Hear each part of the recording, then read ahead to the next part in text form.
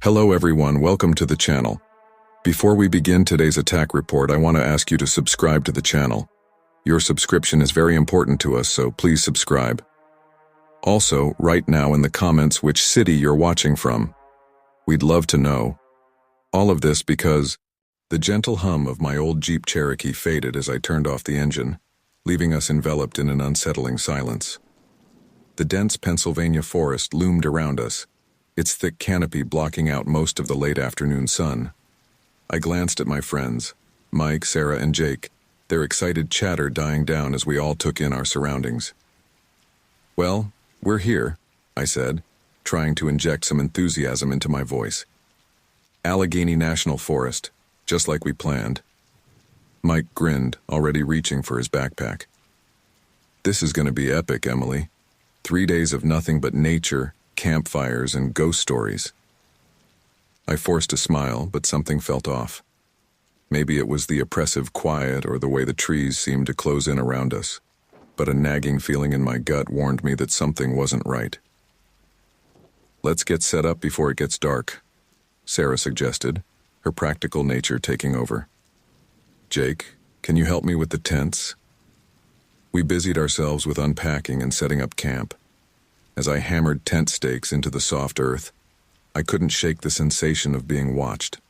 My eyes kept darting to the shadowy tree line, searching for... what?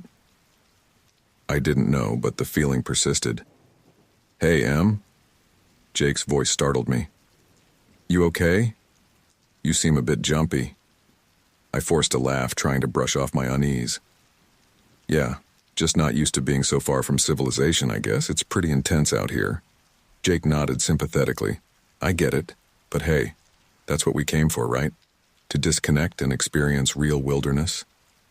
"Right," I agreed, not entirely convinced. As the sun began to set, we gathered around our newly built campfire. The warmth was comforting, but it couldn't quite dispel the chill that had settled in my bones. Mike pulled out a bag of marshmallows, and soon we were roasting them over the flames, sharing stories and laughs. "Okay, who's got a good scary story?" Sarah asked, her eyes glinting mischievously in the firelight. Mike leaned forward, his voice dropping to a dramatic whisper. "Have you guys ever heard of the Allegheny Bigfoot?" I rolled my eyes. "Come on, Mike. Bigfoot, really?" "No, seriously," he insisted. "There have been sightings in these woods for years. They say it's 8 feet tall, covered in thick, dark fur, with eyes that glow in the dark." Jake chuckled. "Sounds like someone had one too many beers before their sighting." As Mike launched into a detailed account of supposed Bigfoot encounters, a twig snapped loudly in the darkness beyond our campfire. We all froze, our hearts pounding in unison. "What was that?" Sarah whispered, her eyes wide. "Probably just a deer," I said, trying to sound more confident than I felt. This is their home after all. But the sound had shattered the illusion of safety our little circle of light had provided. The forest suddenly seemed alive with hidden dangers, the darkness pressing in on us from all sides. "Maybe we should turn in for the night," Jake suggested, his earlier bravado noticeably diminished. We murmured our agreement, hastily dousing the fire and retreating to our tents. As I zipped myself into my sleeping bag, I tried to shake off the growing sense of dread. "It's just your imagination, Emily," I told myself. "There's nothing out there but trees and animals." But sleep eluded me. Every rustle of leaves, every distant animal call, sent my heart racing. I tossed and turned, my mind conjuring terrifying images from the shadows. Sometime in the early hours of the morning, I heard it. A low, rumbling sound that was unlike anything I'd ever heard before. It wasn't quite a growl, not quite a roar, but something in between that made the hair on the back of my neck stand up. "Guys?" I whispered, my voice shaking. "Did you hear that?" No one answered. Had I imagined it? I strained my ears, listening intently, but all I could hear now was the soft breathing of my friends and the normal nighttime sounds of the forest. Slowly, carefully, I unzipped my tent and peeked outside. The moon had risen, casting an eerie silver light over our campsite. Everything looked different in the darkness. Familiar shapes transformed into looming monsters. That's when I saw it. A movement in the bushes at the edge of our camp. Something large, much larger than a deer or a bear, darted between the trees. My breath caught in my throat as I caught a glimpse of dark, matted fur. No, I thought. It can't be. Bigfoot isn't real. But then I saw the eyes, two glowing orbs reflecting the moonlight, staring directly at me from the tree line. They were intelligent, predatory, and utterly inhuman. I blinked, and they were gone. Had I imagined it? The stress of the day, Mike's story, and my own overactive imagination could easily have combined to create this illusion. Yet the feeling of being watched persisted, stronger than ever. With trembling hands, I zipped my tent back up and burrowed deep into my sleeping bag. I wanted to wake the others, to tell them what I'd seen, but what would I say? That I thought I saw Bigfoot. They'd think I was crazy or playing a prank. So I lay there, every muscle tense, listening to the sounds of the forest with newfound terror. Sleep was impossible now. All I could do was wait for dawn, praying that the light of day would chase away the horrors that seemed to lurk in every shadow. As the first rays of sunlight finally began to filter through the trees, I let out a shaky breath I hadn't realized I'd been holding. We had made it through the night. But as I emerged from my tent, my relief was short-lived. There, in the soft mud near our campsite, was a footprint. But not just any footprint. It was enormous, easily twice the size of my own foot, with clear impressions of toes and a deep heel. My blood ran cold as I stared at it, the implications sinking in. "Hey, Emily, you're up early," Mike called out cheerfully, emerging from his tent. "Sleep okay?" I opened my mouth to respond, to point out the footprint, but something stopped me. Maybe it was the fear of not being believed, or the irrational hope that if I didn't acknowledge it, it wouldn't be real. "Yeah," I lied, my voice surprisingly steady, just excited for the day ahead. As the others began to stir, I quickly scuffed my foot over the print, erasing the evidence. But I couldn't erase the memory of those glowing eyes or the certainty that something was out there, watching us. Little did I know, this was just the beginning of a nightmare that would change our lives forever. The day passed in a haze of forced normalcy. I tried to push the memory of last night's strange occurrences out of my mind, focusing instead on our planned hike and the beauty of the Allegheny National Forest. But as the sun began to set, painting the sky in hues of orange and purple, that familiar sense of dread crept back into my chest.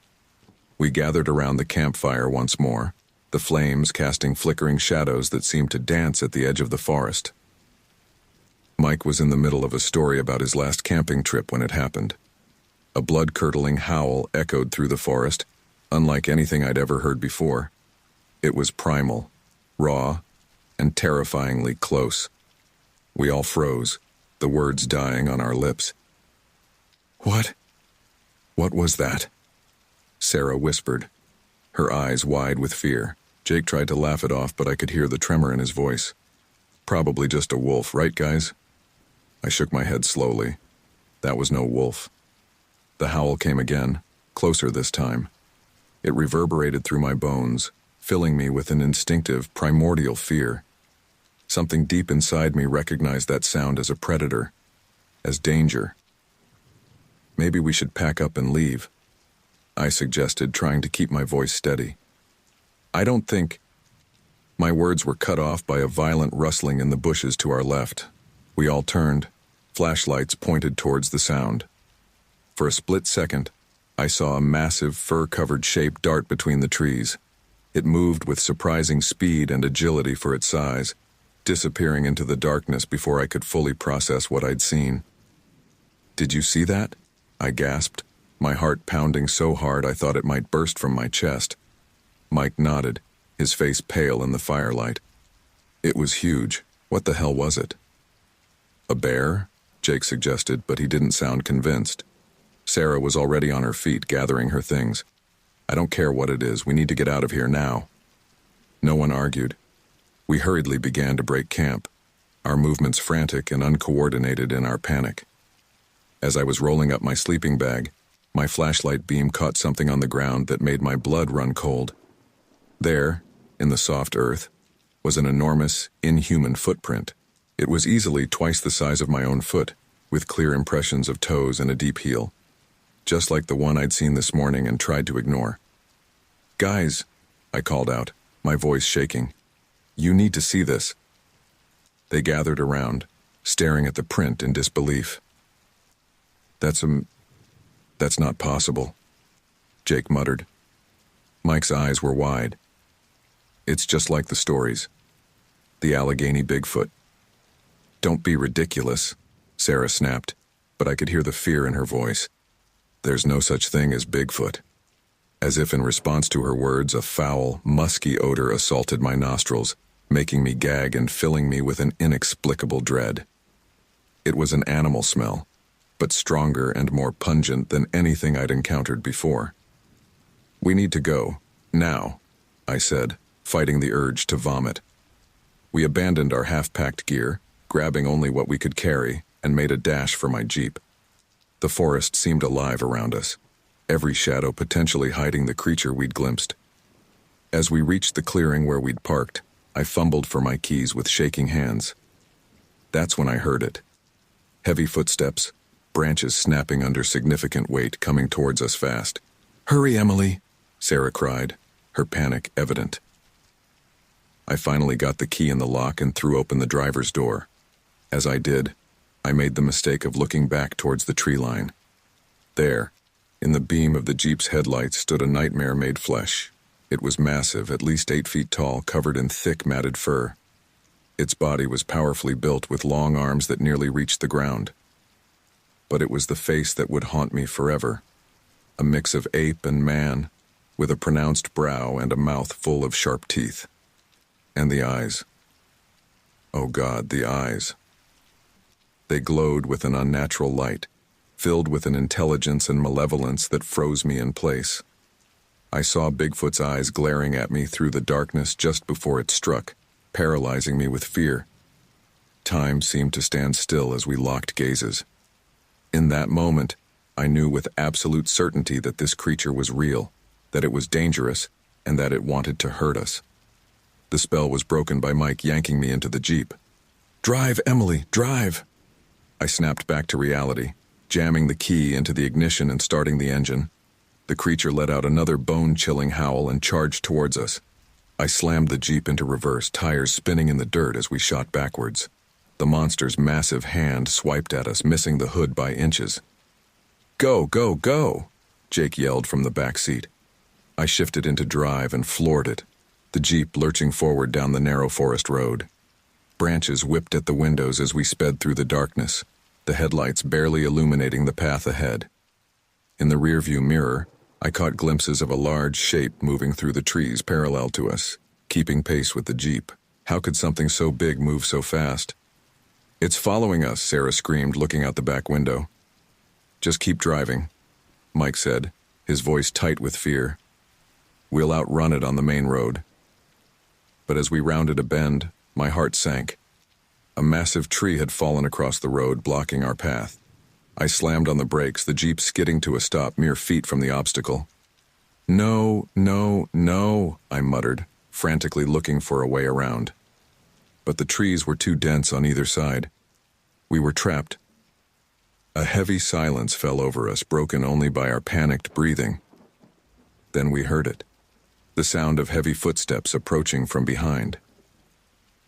"What do we do?" Sarah whimpered. I gripped the steering wheel so tight my knuckles turned white. "I don't know." As the footsteps grew closer, a new sound filled the air. A low, rumbling growl that seemed to vibrate through the very metal of the Jeep. Slowly, I turned to look out my window. There, not 10 feet away, stood the creature. Bigfoot. It was even more terrifying up close, its massive form blocking out the moonlight, those glowing eyes fixed on me once more, filled with a hunger that chilled me to my core. It took a step towards us, massive hands flexing, ready to tear into metal and flesh alike. In that moment, I knew our lives would never be the same. Whatever happened next, we were about to come face to face with a monster straight out of our worst nightmares. and I had a sickening feeling that not all of us would make it out alive. Time seemed to stand still as we sat frozen in the Jeep, the massive form of Bigfoot looming just outside. My hands trembled on the steering wheel, knuckles white with tension. The only sounds were our ragged breathing and the low, menacing growl emanating from the creature. "What do we do?" Sarah whispered, her voice barely audible. Before anyone could respond, the monster made its move. The creature's roar shook the ground as it burst towards us, its massive form blocking out the moonlight. The sound was deafening, a primal scream of rage that reverberated through my very bones. "Get out!" I screamed, fumbling with my seatbelt. "Run!" We scrambled to open the doors, panic making our movements clumsy. I practically fell out of the driver's side, my legs nearly giving way beneath me. The others tumbled out after me, and we started to run blindly into the forest. I heard the screech of metal being torn apart behind us. Glancing back, I saw the creature ripping the roof off the Jeep as if it were made of paper. Its strength was terrifying, inhuman. We ran in different directions, our group splintering in our panic. I could hear Sarah's panicked breathing somewhere to my left, while Mike's heavy footsteps receded to the right. Jake. Where was Jake? My friend's scream answered that question, the sound cutting through the night air before being abruptly silenced. I turned, my heart pounding, to see a sight that would haunt me forever. Jake was dangling several feet off the ground, the monster's enormous hand closed around his throat. His eyes were wide with terror, his mouth open in a silent scream as he clawed desperately at the creature's arm.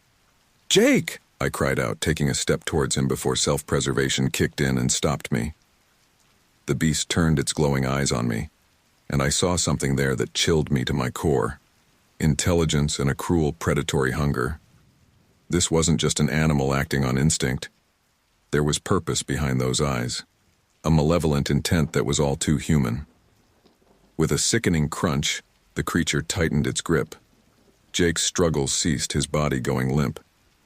The monster carelessly tossed him aside, his body hitting a nearby tree with a thud that made me wince. I wanted to run to Jake, to help him, but I knew it was too late.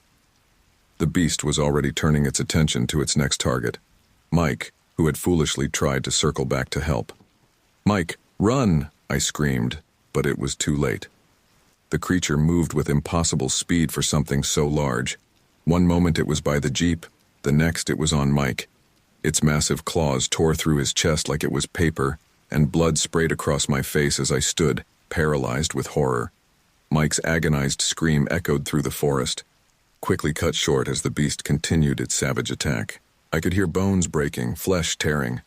The sounds and smells were overwhelming, threatening to make me vomit. Sarah's scream snapped me out of my paralysis. She was backing away from the scene, her face a mask of terror. The creature's head snapped up at the sound, its glowing eyes fixing on her.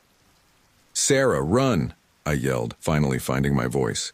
She turned to flee, but her foot caught on a root and she went down hard. The beast was on her in an instant, its massive form looming over her prone figure. I had to do something.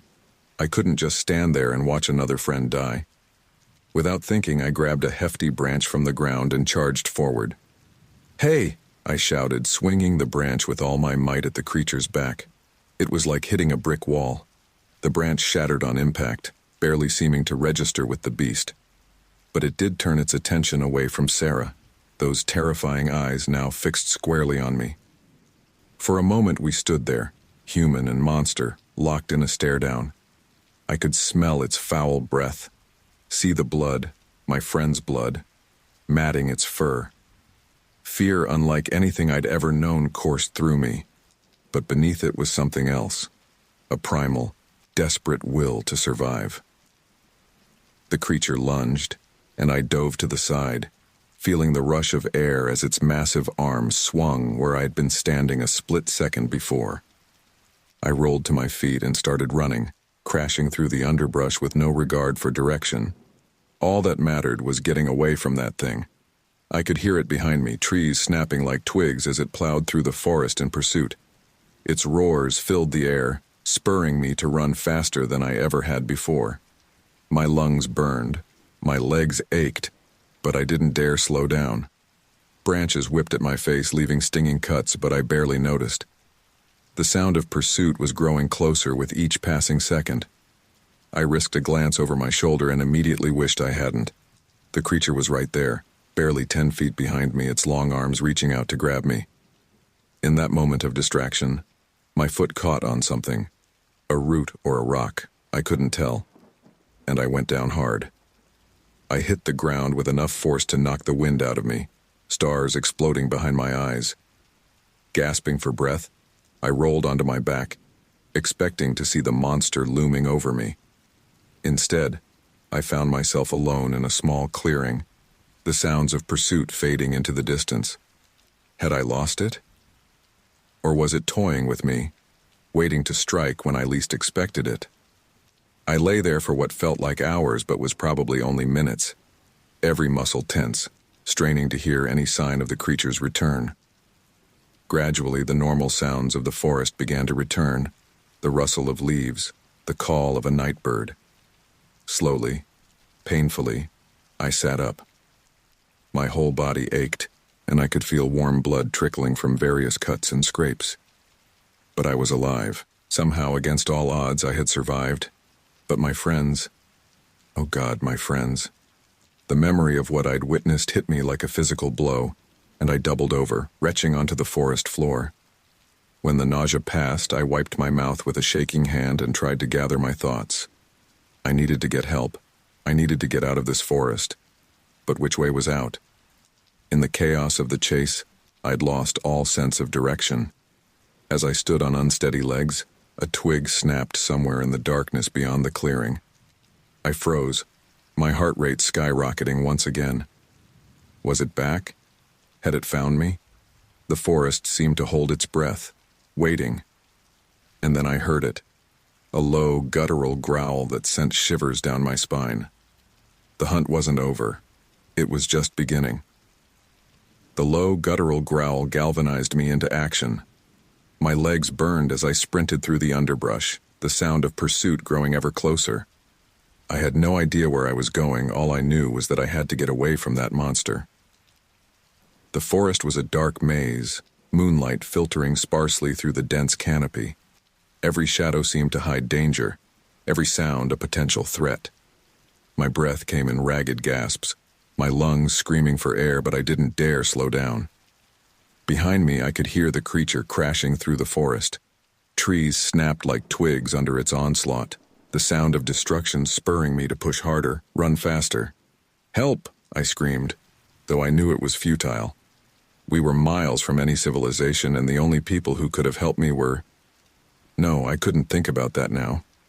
I had to focus on survival. Branches whipped at my face, leaving stinging cuts as I desperately tried to escape the horror behind me. I could taste blood in my mouth, whether from biting my tongue or from the cuts on my face, I couldn't tell. The forest floor was treacherous, littered with roots and rocks that threatened to trip me at every step. My ankles twisted painfully several times, but adrenaline kept me going. I knew that to fall now would mean certain death. I could hear the creature's heavy breathing, a sound that seemed to come from everywhere at once. How could something so large move so quickly? It defied everything I thought I knew about nature and physics. A fallen tree loomed in my path. Without breaking stride, I vaulted over it, my muscles protesting the sudden exertion. As I landed on the other side, I heard a thunderous crash behind me. The beast had simply plowed through the obstacle, reducing it to splinters. "Oh God," I gasped, terror giving me a fresh burst of speed. I veered sharply to the right, hoping to throw off my pursuer. The undergrowth was thicker here, thorny vines tearing at my clothes and skin. But I welcomed the pain. It meant I was still alive, still fighting. The sound of rushing water reached my ears. A river? Maybe if I could cross it, I could lose the creature. It was a desperate hope, but it was all I had. I burst out of the tree line onto a rocky riverbank. The water looked deep and fast-moving, moonlight glinting off its turbulent surface. For a moment, I hesitated. Jumping in would be dangerous, potentially fatal. But staying on this side with that thing was certain death. A roar from just behind me made the decision for me. I took a running leap into the icy water. The shock of the cold nearly paralyzed me. The current immediately swept me downstream, tumbling me over and over. I fought to keep my head above water, gasping for air whenever I could. Through water-blurred eyes, I saw a massive shape burst out of the tree line where I had been moments before. The creature paced the riverbank, those glowing eyes fixed on me as I was swept away. For a moment, I thought it might jump in after me, but it stayed on the shore, letting out a roar of frustration that echoed across the water. Relief flooded through me. I had escaped, at least for now. But my ordeal was far from over. The river tossed me mercilessly, slamming me against rocks and submerged logs. Each impact sent shockwaves of pain through my already battered body. I tried to swim to guide my course, but the current was too strong. I was at the mercy of the river. I don't know how long I was in the water. Time lost all meaning as I fought to stay alive, to keep breathing. My limbs grew numb from the cold, my movements becoming sluggish and uncoordinated. Just when I thought I couldn't hold on any longer, I saw a low-hanging branch ahead. With the last of my strength, I reached out and grabbed it, crying out as the sudden stop wrenched my shoulder. Inch by agonizing inch, I pulled myself towards the shore. When my feet finally touched the bottom, I nearly wept with relief. I dragged myself out of the water and collapsed on the rocky bank, coughing and gasping. For several minutes, I just lay there, too exhausted to move. But the memory of glowing eyes and savage claws spurred me back into action. I couldn't stay here. I had to keep moving. On shaky legs, I stood and took stock of my surroundings. The river had carried me far from where I'd jumped in. I had no idea where I was in relation to our campsite or my jeep. Not that it mattered. Going back wasn't an option. I picked a direction at random and started walking, my waterlogged clothes making each step a struggle. The adrenaline was wearing off, and I was starting to feel every cut, every bruise. My whole body ached, and I was pretty sure my left ankle was sprained. As I limped through the forest, my mind raced. What was that thing? How could something like that exist without the world knowing? And my friends? Oh God, my friends. The image of Jake's lifeless body, of Mike's blood spraying across my face, played on repeat in my mind. Had Sarah survived? Had the creature gone back for her after chasing me? A wave of nausea hit me and I doubled over, retching onto the forest floor. When it passed, I wiped my mouth with a shaking hand and forced myself to keep moving. I couldn't afford to break down now. I had to survive, to get help, to tell someone what had happened. But who would believe me? The thought hit me like a physical blow. A monster in the woods? They'd think I was crazy, or worse, that I had done something to my friends. No, I needed proof. But how? Lost in these thoughts, I almost missed the sound. A snap of a twig, barely audible over the pounding of my heart. I froze, straining my ears. There it was again. Something was moving through the forest, paralleling my path. Something big. No, it couldn't be. How had it found me? I started running again, ignoring the protests of my battered body. Branches whipped at my face, leaving stinging cuts as I desperately tried to escape the horror I knew was behind me. I could hear the creature's heavy breathing and the snap of trees as it effortlessly plowed through the forest after me. It was toying with me, I realized. It could have caught me at any time. This was a game to it, a hunt, and I was the prey. My heart nearly stopped as I tripped over a root, tumbling down a steep embankment in the darkness. I rolled uncontrollably, unable to stop my descent. Rocks and branches battered me as I fell, each impact sending shockwaves of pain through my body. Finally, I came to a stop at the bottom of the ravine. Every inch of me hurt. I tasted blood in my mouth and my vision swam, but I was alive. Lying in the mud, I held my breath as the monster's massive shadow passed overhead, praying it wouldn't find me. I could hear it moving above, searching. Its growls sent shivers down my spine. For what felt like hours, I lay there, barely daring to breathe. Gradually, the sounds of the creature faded into the distance. Had it given up? Or was this another trick? I didn't move. I couldn't. Exhaustion and pain had finally overwhelmed me.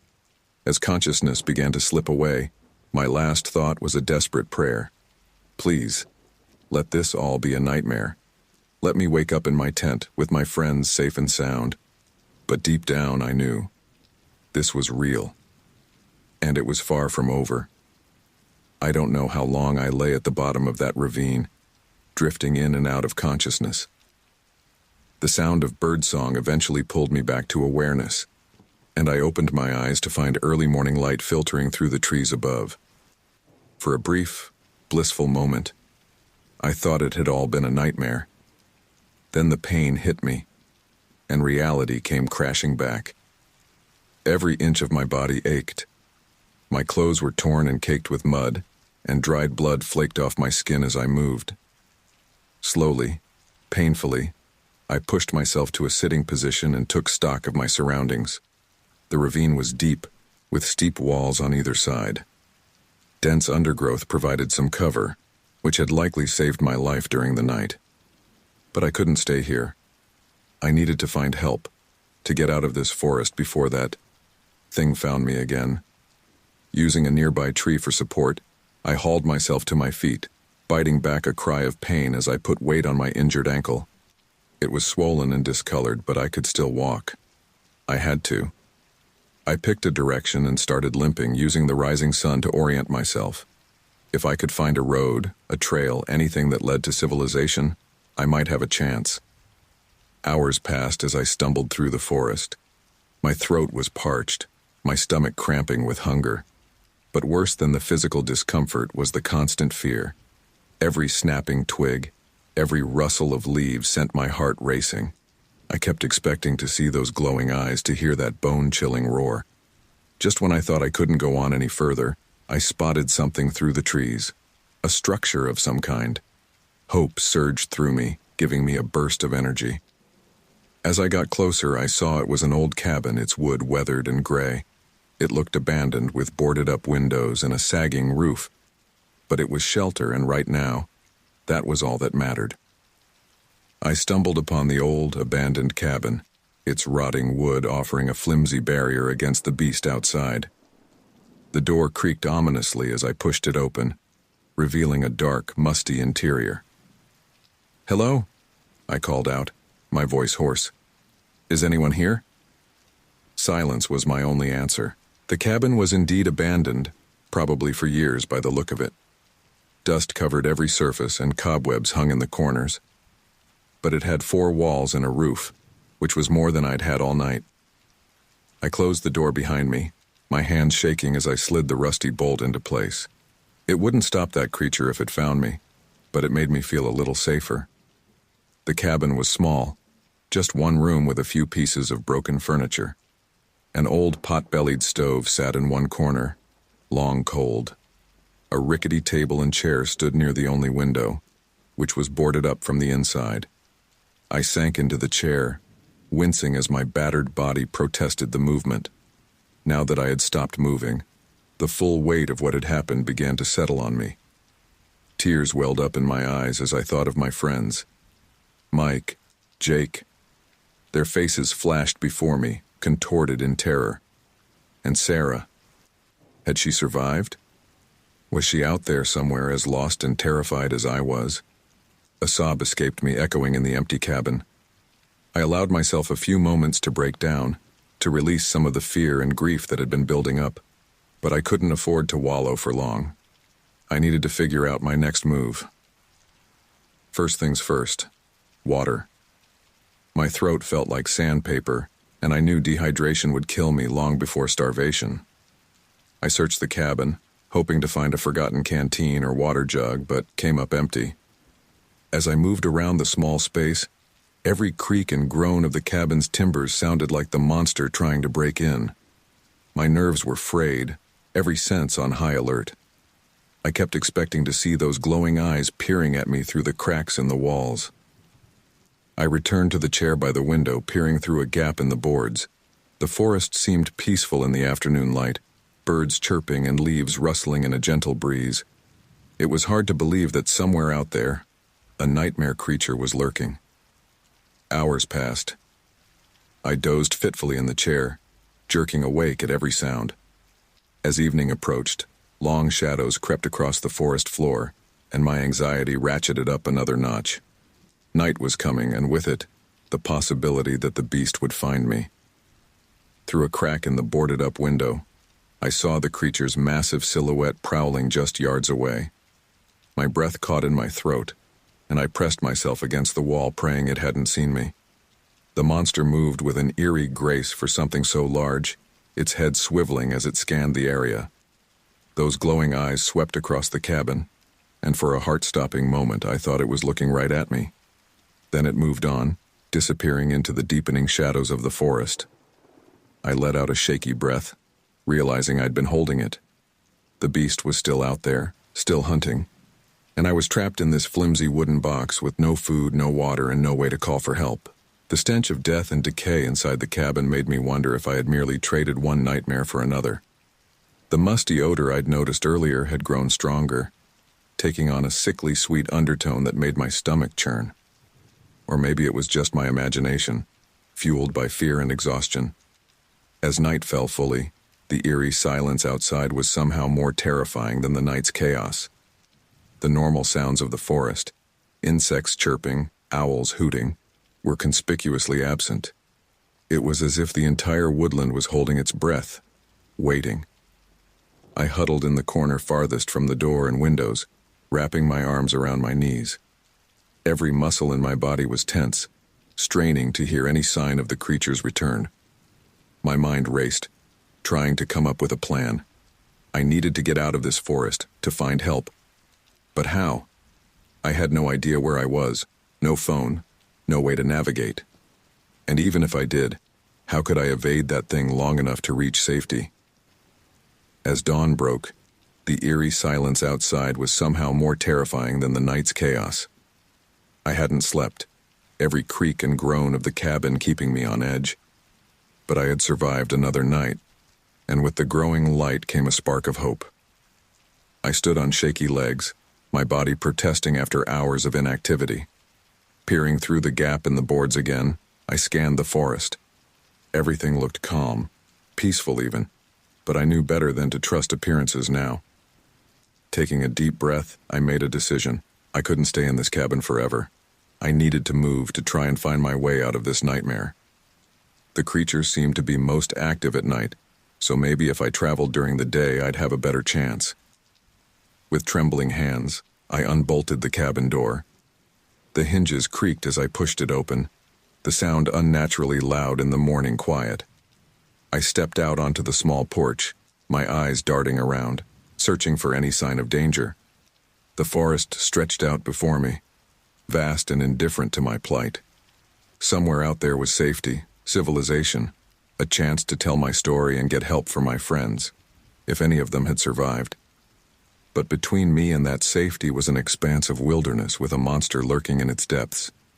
As I took my first tentative steps away from the cabin, a twig snapped somewhere in the underbrush. I froze, my heart racing. Was it back? Had it been waiting for me to emerge? The forest seemed to hold its breath, waiting. And then I heard it. A low guttural growl that sent shivers down my spine. The hunt wasn't over. It was just beginning. With fear giving me strength I didn't know I had, I started to run. The chase was on once again, and this time I knew there would be no more temporary refuges. It was time to face the horror head-on and pray that I could survive long enough to escape this green hell. The morning light revealed a scene of carnage around our campsite that turned my stomach and clouded my mind with guilt. After fleeing from the cabin, I had somehow managed to find my way back to where this nightmare had begun. Part of me had hoped it was all a terrible dream, that I'd return to find my friends alive and well. But reality was far crueler. Our tents lay in tatters, shredded by inhuman strength. The remnants of our supplies were scattered across the clearing, testament to the violence that had occurred here. And the blood. There was so much blood. Dark stains marred the earth, leaves, and what was left of our camping gear. I fell to my knees, overwhelmed by the sight and the memories it evoked. Mike's scream, Jake's lifeless body, Sarah's terrified face. It all came rushing back with brutal clarity. "I'm so sorry," I whispered, tears streaming down my face. "I should have done more. I should have."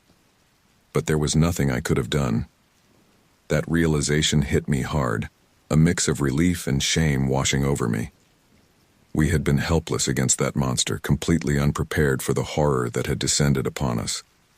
As I knelt there, lost in my grief and guilt, a new thought pierced through the fog of emotions. I needed to get help. Not just for me, but for my friends. If there was any chance Sarah had survived, if there were any remains to be recovered, I had to alert the authorities. With renewed purpose, I forced myself to stand. My body protested, every muscle aching from the ordeal of the past day and night. But I pushed through the pain, knowing that my survival, and potentially Sarah's, depended on my ability to keep moving. I tried to orient myself, searching for any sign of the trail that had led us to this clearing. Everything looked different in the harsh light of day, transformed by the violence that had occurred here. But I had to try. Picking a direction that seemed promising, I started walking. Every snapping twig or rustling leaf sent jolts of fear through my body as I tried to find help. The forest, which had seemed so peaceful and inviting when we arrived, now felt oppressive and threatening. Shadows lurked behind every tree, and I couldn't shake the feeling of being watched. "Keep it together, Emily," I muttered to myself, trying to stay focused. One foot in front of the other. Just keep moving. Hours passed as I trudged through the wilderness. My throat was parched, my stomach cramping with hunger. The cuts and bruises from my flight through the forest throbbed with each step, but I couldn't stop. Stopping meant giving up, and giving up meant death. As the sun climbed higher in the sky, the heat became oppressive. Sweat trickled down my back and my vision blurred from exhaustion and dehydration. I was beginning to lose hope when I caught a glimpse of something through the trees, a flash of color that didn't belong in the green and brown of the forest. My heart leaped. Could it be? I quickened my pace, ignoring the protests of my battered body. As I got closer, I saw what had caught my eye. A trail marker, its bright paint faded but still visible. "Oh, thank God," I breathed, relief washing over me. A trail meant people. It meant a way out. With renewed energy, I started following the trail. It was overgrown in places, clearly not well maintained, but it was the first sign of civilization I'd seen since this nightmare began. I allowed myself to hope that maybe, just maybe, I was going to make it out of this alive. But as I rounded a bend in the trail, that hope was shattered. There in the soft mud ahead was a set of enormous footprints. My blood ran cold as I stared at them, their size and shape unmistakable. The beast had been here, and recently. I caught glimpses of a dark shape moving parallel to me through the trees, realizing with horror that the creature was stalking me in broad daylight. It was there in the corner of my eye, a massive shadow flitting between the trunks, always just out of clear sight. "No, no, no," I whispered, panic rising in my chest. This couldn't be happening. Not now. Not when I was so close to potential safety. I picked up my pace, no longer caring about stealth. The trail had to lead somewhere, to a ranger station or a campground or something. I just had to reach it before the creature reached me. My relief at finding a hiking trail quickly turned to dread as I saw fresh, massive footprints in the mud ahead. They were everywhere, crisscrossing the path, some heading in the direction I was going. The beast wasn't just following me. It was hurting me. The realization hit me like a physical blow. This wasn't a random encounter. The creature was intelligent, strategic. It had been driving me to this point all along, using the trail to guide me right where it wanted me. I stopped, my mind racing. Should I leave the trail? Try to lose it in the dense forest? Or keep going, hoping to outrun it to safety? Either choice could be fatal. Before I could decide, a low, guttural growl from behind me confirmed my worst fears. The hunt wasn't over. It was right there, so close I could almost feel its hot breath on my neck. Slowly, I turned around, my heart pounding so hard I thought it might burst from my chest. And there it was, standing not 20 feet away. In the daylight, it was even more terrifying than it had been in the darkness. Its massive form, covered in matted fur, rippled with inhuman strength. Those glowing eyes fixed on me with predatory intelligence, and its mouth, filled with sharp teeth, seemed to curl into a cruel smile. For a moment we stood there, human and monster, locked in a silent standoff. I knew I should run, but my legs wouldn't respond. Fear had paralyzed me, rooting me to the spot. The creature took a step forward, and the spell was broken. I turned and ran, pushing my battered body to its limits. The sound of pursuit was immediate, trees crashing and the earth shaking with each of the monster's strides. I ran blindly down the trail, my lungs burning, my vision tunneling. I could hear the creature's heavy breathing, growing closer with each second. It was toying with me, I realized. It could have caught me at any time. This was a game to it, a hunt, and I was the prey. Just when I thought my legs would give out, I burst through a line of trees into a small clearing. And there, like a mirage in the desert, was a cabin. Not the abandoned shack I'd sheltered in before, but a proper ranger station with a radio antenna on the roof. Hope surged through me, giving me a final burst of speed. I sprinted towards the cabin, screaming for help even though I knew it was likely empty. The door was my goal, my only chance at survival. I reached for the handle, my fingers just brushing it, when I felt something grab the back of my shirt. With terrifying strength, I was yanked backwards, my feet leaving the ground. As I was spun around to face my attacker, I found myself staring into those glowing, inhuman eyes once more. The creature's hot, fetid breath washed over me as it opened its mouth, revealing rows of sharp teeth. This was it, I thought. After everything I'd been through, this was how it would end. Inches from safety, in broad daylight, with no one to witness or believe what had happened. But as the creature pulled me closer, a sound pierced the air. A car engine growing louder. Someone was coming up the road to the ranger station. The monster's head snapped towards the sound, its grip on me loosening slightly. It was all the opening I needed. With strength born of desperation, I wrenched myself free and dove for the cabin door. I tumbled inside, slamming the door behind me and throwing the lock. Through the window, I saw the creature hesitate, looking between me and the approaching vehicle. Then, with one final bone-chilling roar, it turned and disappeared into the forest. I collapsed to the floor, my body shaking with exhaustion, fear, and relief. I was alive. I had survived. But as the sound of tires on gravel grew closer, a new fear gripped me. Would anyone believe my story? And even if they did, what could be done about a monster that could vanish into the wilderness without a trace? As I heard car doors slamming outside, I knew my ordeal was far from over. The physical escape might have been accomplished, but the real challenge, convincing the world of what I'd experienced, was just beginning. The sound of footsteps approaching the cabin door snapped me out of my momentary relief. I scrambled to my feet, my heart pounding as I realized I must look like a madwoman, dirty, bloodied, and wild-eyed. "Hello? Is someone in there?" A male voice called out, followed by a knock on the door. I hesitated, suddenly unsure. What if the creature was mimicking a human voice? What if this was another trick? "Please," I croaked, my voice hoarse from screaming and dehydration. "Are you real?" There was a pause, then, "Ma'am, this is Ranger Thompson. Are you all right? Can you open the door?"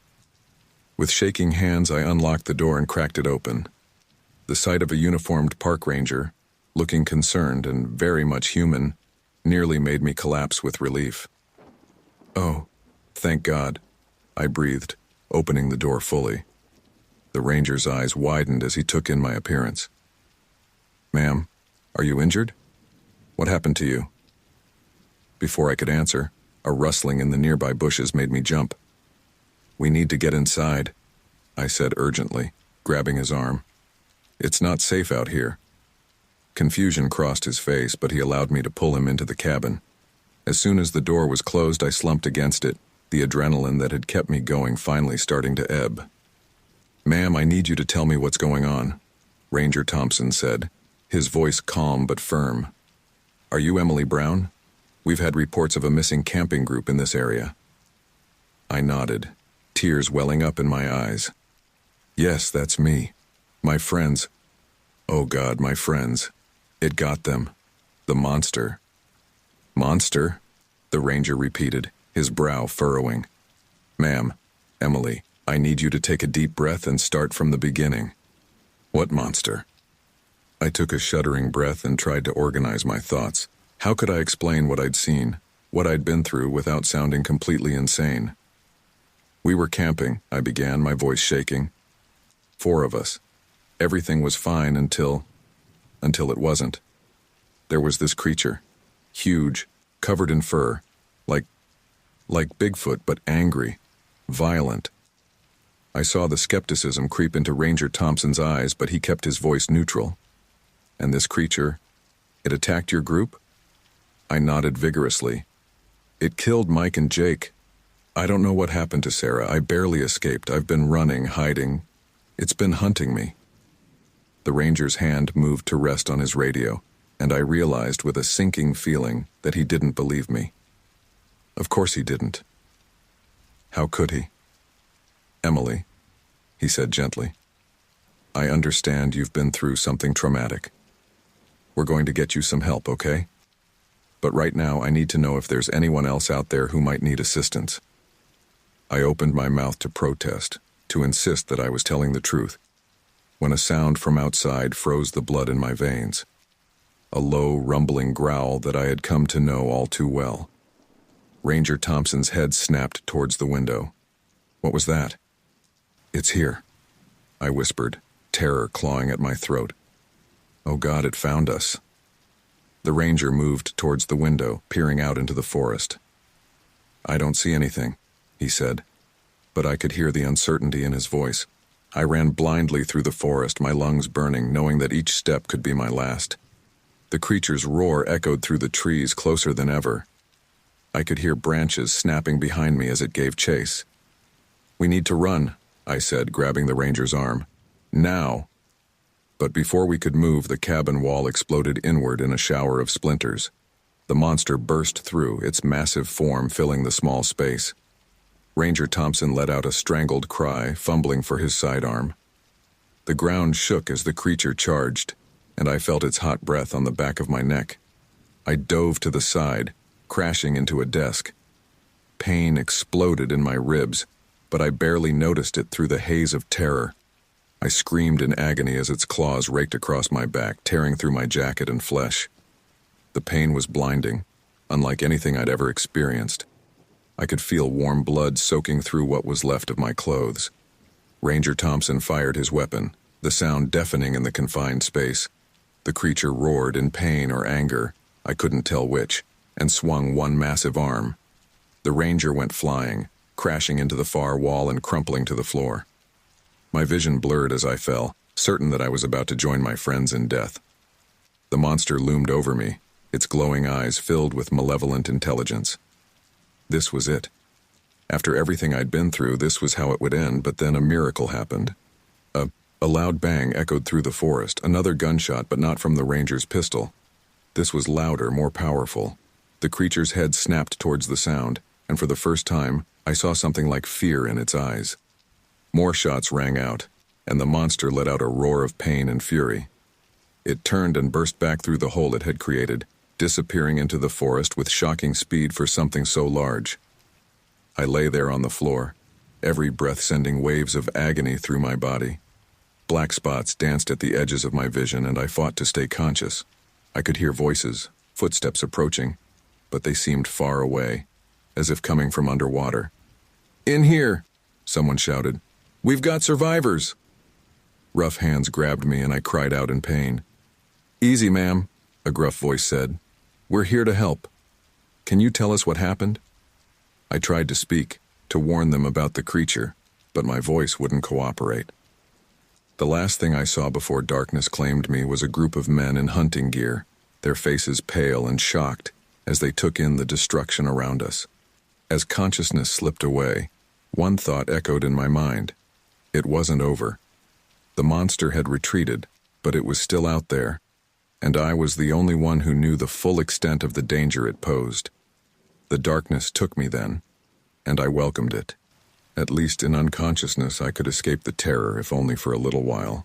But deep down, I knew that when I woke up, if I woke up, the real battle would begin. Not against the monster in the forest, but against the disbelief and skepticism of a world not ready to accept the reality of what I'd experienced. As I faded away, I silently prayed that someone, anyone, would believe my story, because if they didn't, I feared this nightmare was far from over. The harsh fluorescent lights of the hospital room slowly came into focus as I blinked awake. For a moment I was disoriented, the sterile white walls a stark contrast to the green hell I'd been trapped in. Then the memories came flooding back, and I jolted upright, immediately regretting the movement as pain lanced through my body. "Easy there, Ms. Brown," a gentle voice said. A nurse appeared at my bedside, adjusting my IV.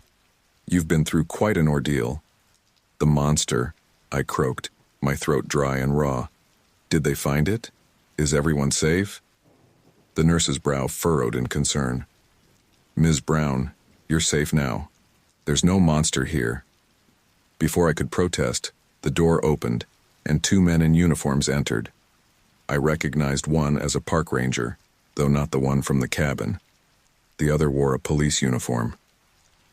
"Ms. Brown," the police officer said, stepping forward. "I'm Officer Johnson.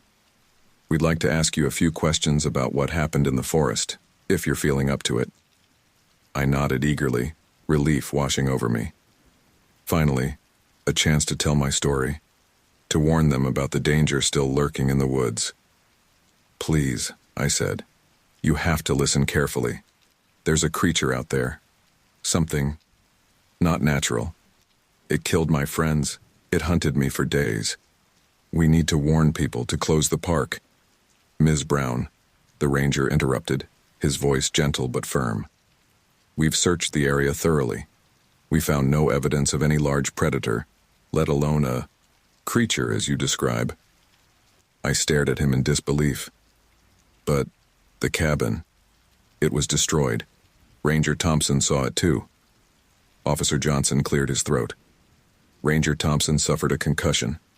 His memories of the incident are unclear. As for the cabin, there was some damage, yes, but nothing that couldn't have been caused by a bear." "A bear?" I repeated incredulously. "A bear didn't do this. I saw it, I felt its claws, "Ms. Brown," the officer cut in, his tone growing stern. "We understand you've been through a traumatic experience, but we need facts, not fantasy. Your friends are missing, possibly dead. We need to know what really happened." I couldn't believe what I was hearing. The park rangers exchanged skeptical glances as I recounted my horrifying tale, their disbelief evident in their eyes. With each detail I shared, the creature's size, its intelligence, the way it hunted us, I could see them growing more convinced that I was either lying or delusional. "Please," I begged, tears of frustration welling in my eyes. "You have to believe me. My friends, their bodies are still out there. We need to find Sarah. She might still be alive." The police officer's patronizing tone made it clear he thought I was either lying or delusional. "Ms. Brown, we have search parties combing the area. If your friends are out there, we'll find them. But right now, we need you to focus. Did you see anyone else in the woods? Any strangers near your campsite?" I shook my head, despair settling over me like a heavy blanket. "No, you don't understand.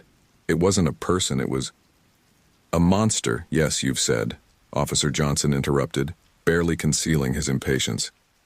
"Ms. Brown, fabricating stories or withholding information about a potential crime is a serious offense." "I'm not fabricating anything," I shouted, wincing as the effort sent pain shooting through my ribs. "Why won't you believe me?" The nurse stepped forward, concern etched on her face. "I think that's enough for now. Ms. Brown needs rest." As the officers left, I could hear them muttering to each other outside the door, phrases like shock, trauma-induced delusions, and possible substance involvement drifted in, each word a dagger to my heart. Over the next few hours, a parade of people came through my room. Doctors, psychologists, more law enforcement. Each time I told my story, desperately hoping that someone would believe me, but with each retelling I could see the doubt in their eyes growing. My heart sank as the search party found no trace of the creature or my friends' bodies, making me question my own sanity. Had I imagined it all? But no. The pain in my body, the vivid memories, they were too real to be a delusion. As night fell, a news report played on the small TV in my room. My stomach churned as I saw my own face on the screen, a photo from happier times. The sole survivor of a tragic camping trip was found today, the reporter announced. Emily Brown, 28, was discovered in a state of extreme distress near Allegheny National Forest. While the details remain unclear, authorities suspect foul play in the disappearance of her 3 companions. The report went on, painting me as either a hysteric or a prankster, turning my traumatic experience into a sensationalized mystery. I turned off the TV, unable to bear it any longer. As I lay there in the dark hospital room, the weight of what had happened, and the world's refusal to believe it, settled over me like a suffocating blanket. The monster in the forest was terrifying, but this disbelief, this denial of my reality was a different kind of horror altogether. A soft knock at the door roused me from my dark thoughts. "Emily," a familiar voice called. "Can I come in?" "Mom," I said, my voice cracking. She entered, her face a mask of worry and fatigue. Behind her, my father hovered uncertainly in the doorway. "Oh, sweetheart," my mother said, rushing to my bedside. "We came as soon as we heard. Are you all right? What happened out there?" For a moment I was tempted to tell them everything, to pour out the whole terrifying story. But as I opened my mouth, I saw the same look in their eyes that I'd seen in everyone else's, a mix of concern and doubt. I don't know. I lied, the words tasting bitter on my tongue. It all happened so fast, I can't remember clearly. My mother squeezed my hand, relief evident in her posture. "It's okay, honey, you're safe now. That's all that matters." But I wasn't safe. None of us were. The creature was still out there, and I was the only one who knew the truth. As my parents settled into the uncomfortable hospital chairs, preparing for a long night's vigil, I stared out the window at the distant tree line. Somewhere in those dark woods, a monster roamed free. And here I was, trapped not by claws and fangs, but by disbelief and denial. The real nightmare, I realized, was just beginning. How could I fight a threat that no one believed existed?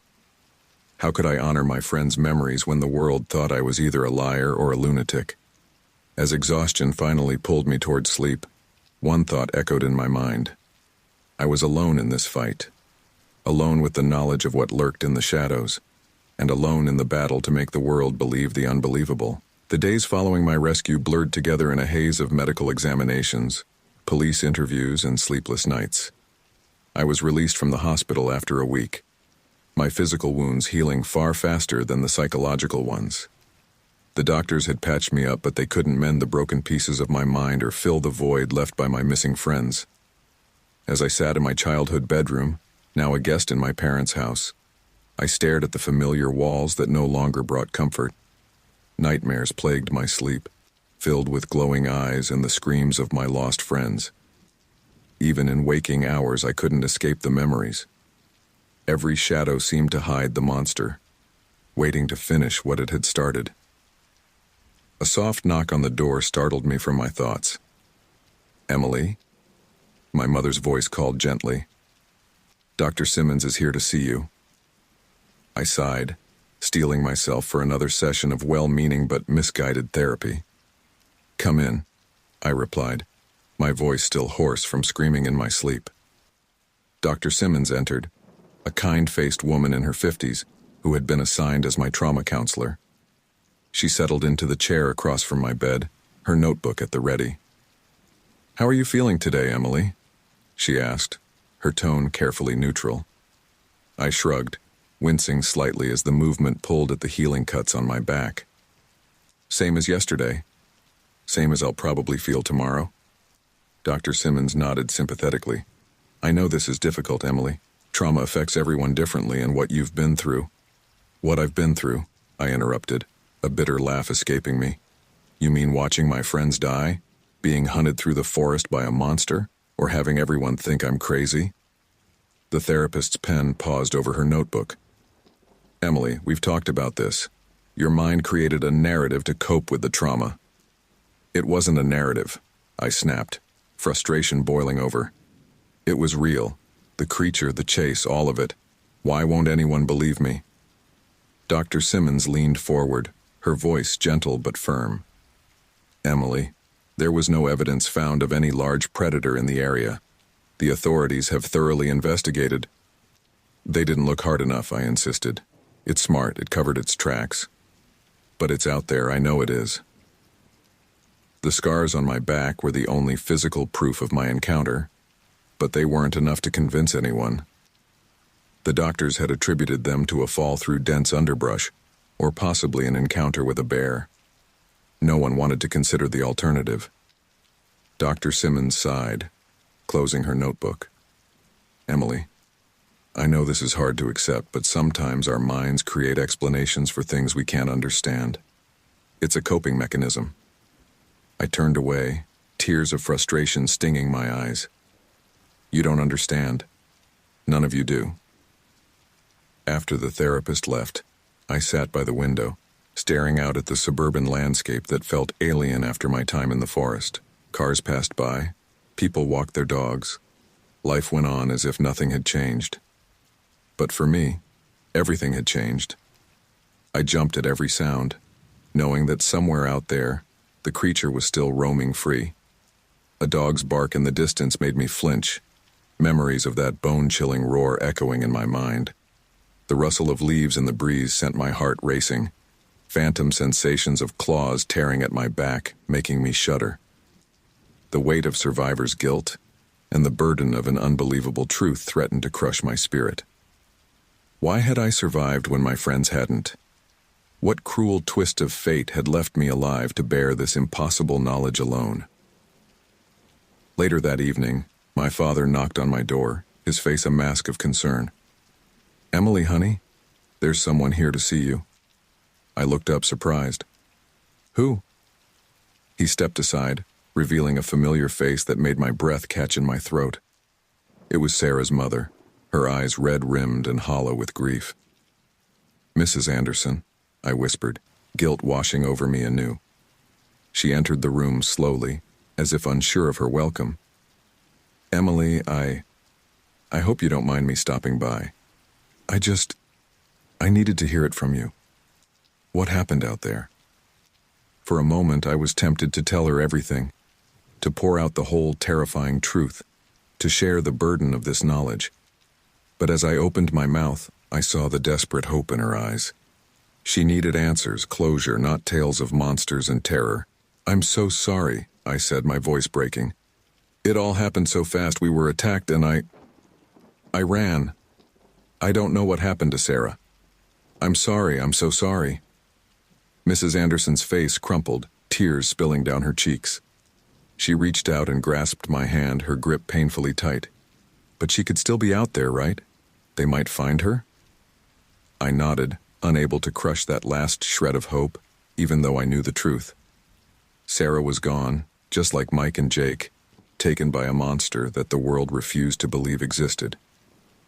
After Mrs. Anderson left, I curled up on my bed, sobs racking my body. The guilt of lying, of withholding the truth, mixed with the pain of reliving those terrible moments in the forest. As night fell, I found myself obsessively checking news reports for any sign of the creature's reappearance. Every story about missing hikers or unexplained animal attacks made my heart race.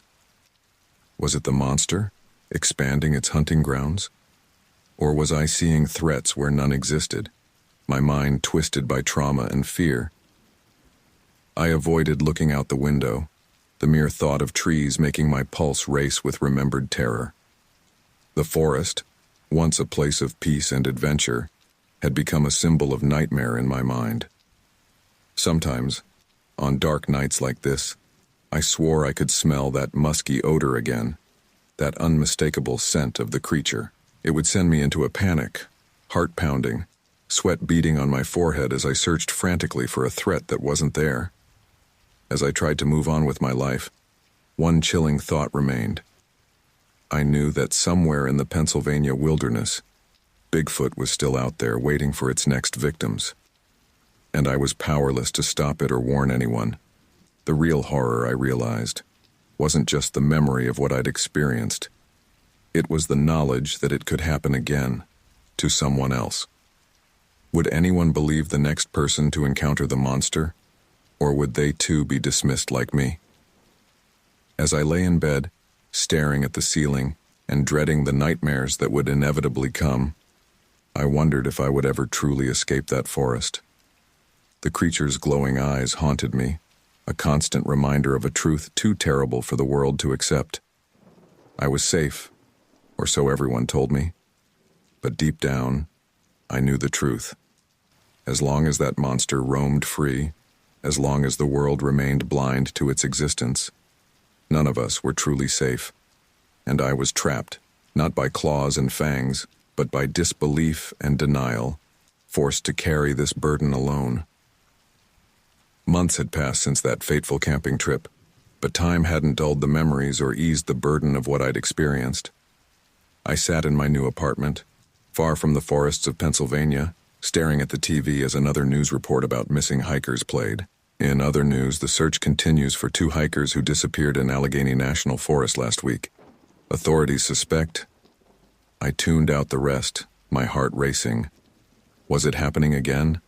Had the creature struck once more? I found myself obsessively checking news reports for any sign of the creature's reappearance, unable to shake the feeling of responsibility. My phone buzzed, startling me out of my thoughts. It was a text from my therapist, Dr. Simmons. "Emily, don't forget our session tomorrow. We'll work on those anxiety coping techniques." I sighed, tossing the phone aside. Coping techniques. As if deep breathing and positive affirmations could erase the memory of glowing eyes and blood-stained claws. A knock at the door made me jump. Cautiously, I approached, peering through the peephole. It was Officer Johnson, the policeman who had interviewed me in the hospital. My stomach churned as I opened the door. "Ms. Brown," he said, his face unreadable. "May I come in? I have some questions about your incident." I nodded, stepping aside to let him enter. As he settled onto my couch, I noticed the file in his hands, my name clearly visible on the tab. "What's this about?" I asked, trying to keep my voice steady. Officer Johnson cleared his throat.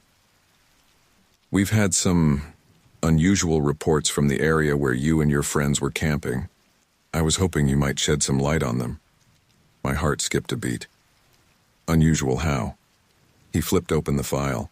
"Large footprints, strange noises, hikers going missing. Sound familiar?" For a moment, hope flared in my chest. Finally, someone was taking it seriously. But as I met Officer Johnson's eyes, I saw the same skepticism I'd encountered before. "You still don't believe me, do you?" I said, deflating. He sighed. "Ms. Brown, I believe you went through something traumatic. But a giant, murderous creature? That's a bit hard to swallow." I stood up, anger bubbling to the surface. "Then why are you here? To mock me? To see if I'll crack and confess to some made-up crime?" "Emily," he said, his voice softening, "we're just trying to understand what happened. Your friends' families deserve closure." The mention of my friends sent a fresh wave of grief and guilt through me. I sank back into my chair, suddenly exhausted. "I've told you everything I know," I said quietly. "I wish I could give everyone the answers you want, but I can't change what I saw, what I experienced." Officer Johnson nodded, closing the file. "I understand. Thank you for your time, Ms. Brown." As he left, I felt a familiar sense of helplessness wash over me. I knew that somewhere in the Pennsylvania wilderness Bigfoot was still out there, waiting for its next victims, and there was nothing I could do about it. That night, as I tried to sleep, the memories came flooding back. I could almost smell the damp earth of the forest floor, feel the burning in my lungs as I ran for my life. The creature's roar echoed in my mind, sending shivers down my spine. I bolted upright, sweat soaking my sheets. For a moment I could have sworn I saw a pair of glowing eyes peering at me from the darkened corner of my room. But when I flicked on the light, there was nothing there. Shaking, I made my way to the kitchen for a glass of water. As I passed the window, a movement in the street below caught my eye. A large, dark shape darted between two parked cars. My heart nearly stopped. It couldn't be. Not here, not in the middle of the city. I pressed my face to the glass, straining to see. But the street was empty. No sign of the shape I'd glimpsed. Had it been real, or just another trick of my traumatized mind? Sometimes on dark nights like this, I swore I could smell that musky odor again, sending me into a panic. The rational part of my brain knew it was impossible. I was miles from any forest, safe in my urban apartment. But the fear remained, a constant companion. As dawn broke, I found myself once again scouring the internet for any news of strange sightings or unexplained disappearances. It had become a daily ritual, a compulsion I couldn't shake. My phone rang, startling me. It was my mother. "Emily, honey, how are you doing?" I hesitated, unsure how to answer. How could I explain that I jumped at every shadow, that I couldn't look at a wooded area without breaking into a cold sweat? "I'm managing," I said finally. There was a pause on the other end. "We're worried about you, sweetie. Your father and I were thinking, maybe you should come home for a while." I closed my eyes, fighting back tears. They meant well, I knew. But going back to Pennsylvania, being so close to those woods again... "Thanks, Mom, but I'm okay here. Really." After hanging up, I stared out the window at the bustling city street below. I had chosen this place specifically for its lack of green spaces, its distance from anything resembling a forest. But even here, surrounded by concrete and steel, I couldn't escape the memory of what I'd experienced. I avoided camping and forests, the mere thought of trees making my pulse race with remembered terror. My friends had invited me on a beach trip next month, and even that filled me with anxiety. What if the creature had expanded its territory? What if it wasn't confined to the forests of Pennsylvania? As I tried to move on with my life, one chilling thought remained. Would anyone believe the next person to encounter the monster? Or would they too be dismissed like me? The weight of this knowledge, this responsibility, was almost too much to bear. I knew that I would never return to the forest. The trauma was too deep, the fear too ingrained. But a part of me wondered if I was doing the right thing by staying away. Should I be out there, trying to find proof, to prevent others from suffering the same fate as my friends? But then I remembered those glowing eyes, that inhuman strength, and I knew I couldn't face it again. The best I could do was try to heal, to live the life that had been spared for reasons I still didn't understand. As I tried to move on with my life, one chilling thought remained. Somewhere out there, in the dark woods of Pennsylvania, a monster roamed free, and I was the only one who knew the full extent of the danger it posed. I looked at my reflection in the window, barely recognizing the haunted eyes that stared back at me. The Emily who had eagerly set out on a camping trip with her friends was gone, replaced by this shell of a person, forever changed by an encounter that defied explanation. As I turned away from the window, I made a silent promise to myself and to the memory of my friends. I would find a way to live with this knowledge, to carry this burden, and maybe someday I would find a way to make the world believe the unbelievable. But for now, all I could do was take it one day at a time, forever looking over my shoulder, forever wondering, when will it strike again, and who will be its next victim? I'll never forget that crisp autumn morning when I set out on what was supposed to be a relaxing weekend hike in the Cascade Mountains of Washington. My name is Jason Smith, and I'm an avid outdoorsman, or at least I was, before that fateful day. I had been planning this solo trip for weeks, eager to escape the hustle and bustle of Seattle and lose myself in the tranquility of nature. As I pulled into the nearly empty parking lot at the trailhead, the early morning mist was just beginning to lift, revealing glimpses of the towering evergreens that surrounded me. I took a deep breath, savoring the fresh, pine-scented air that filled my lungs. It was a perfect day for hiking, cool, but not cold, with a hint of warmth promising to break through the clouds later. I double-checked my backpack, making sure I had everything I needed for the next couple of days. Tent, sleeping bag, first aid kit, plenty of water, and enough food to last me through the weekend. As I shouldered the pack, I couldn't help but smile, feeling the familiar weight settle comfortably against my back.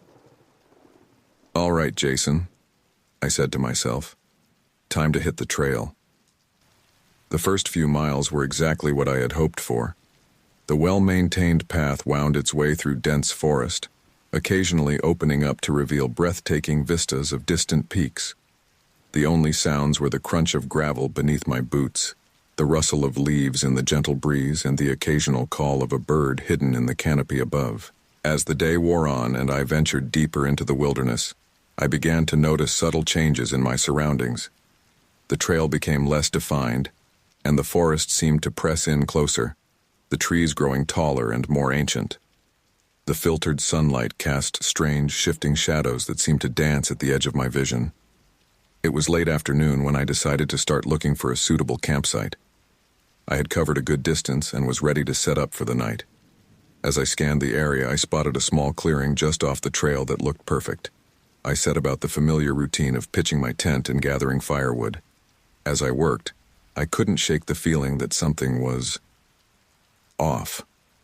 The forest had grown unnaturally quiet, the usual background chorus of birds and small animals conspicuously absent.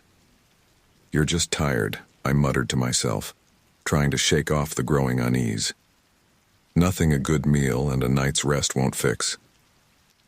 I got a small fire going and sat down to heat up my dinner, a simple meal of dehydrated camping food. As I ate, I found my eyes constantly drawn to the deepening shadows beyond the circle of firelight. More than once I could have sworn I saw movement in the darkness, but each time I looked directly, there was nothing there. The crack of a branch breaking somewhere in the forest made me jump, nearly spilling my food. "Hello?" I called out, immediately feeling foolish. "Is someone there?" Only silence answered me, but it was a heavy silence, pregnant with an anticipation I couldn't explain. I laughed nervously, trying to dispel the tension. "Get a grip, Jason. It's probably just a deer or something." But even as I said it, I knew it wasn't true. Whatever had made that sound was much larger than a deer. As the night wore on, my unease grew. I found myself constantly scanning the tree line, straining my ears for any sound out of place.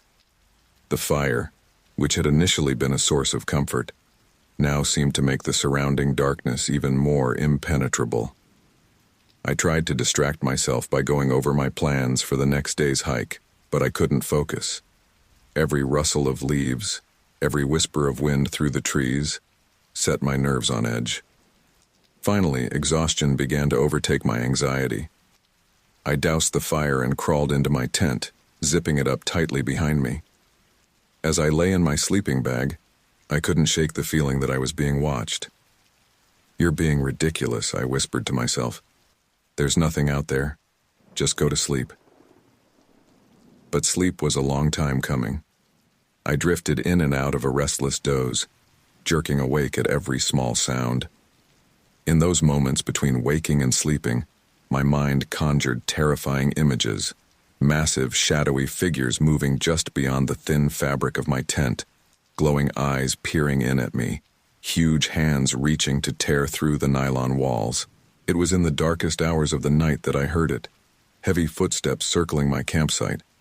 At first I tried to convince myself it was just my imagination, a dream bleeding into reality. But as the sound grew closer, unmistakably real, a cold sweat broke out across my body. Whatever was out there was big, much bigger than a person, and it was moving with purpose, methodically patrolling the perimeter of my camp. I lay frozen in my sleeping bag, hardly daring to breathe. My heart was pounding so loudly I was sure the creature outside must be able to hear it. The footsteps paused directly outside my tent, and I heard deep, rumbling breaths that no human could produce. Time seemed to stand still as I waited, every muscle in my body tensed for flight. After what felt like an eternity, the footsteps began to move away, fading into the forest. I didn't sleep at all after that. I lay awake, straining my ears for any sign that the creature might return.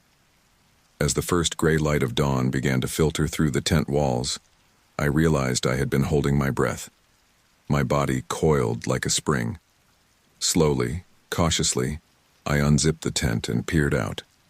The clearing looked much as I had left it the night before, but something felt fundamentally changed. The air was thick with a musky animal smell that made my nose wrinkle. And then I saw them. Massive footprints pressed into the soft earth around my campsite. My breath caught in my throat as I stared at the impressions, easily twice the size of my own foot. "This can't be real," I whispered, my voice shaking. "This can't be happening." But I knew, with a certainty that chilled me to my core, that it was real. Something had visited my camp in the night, something that shouldn't exist. With trembling hands, I began to pack up my gear. Every rustle of leaves, every snapping twig in the forest around me, sent a jolt of adrenaline through my system. I needed to get out of there, to get back to civilization and safety.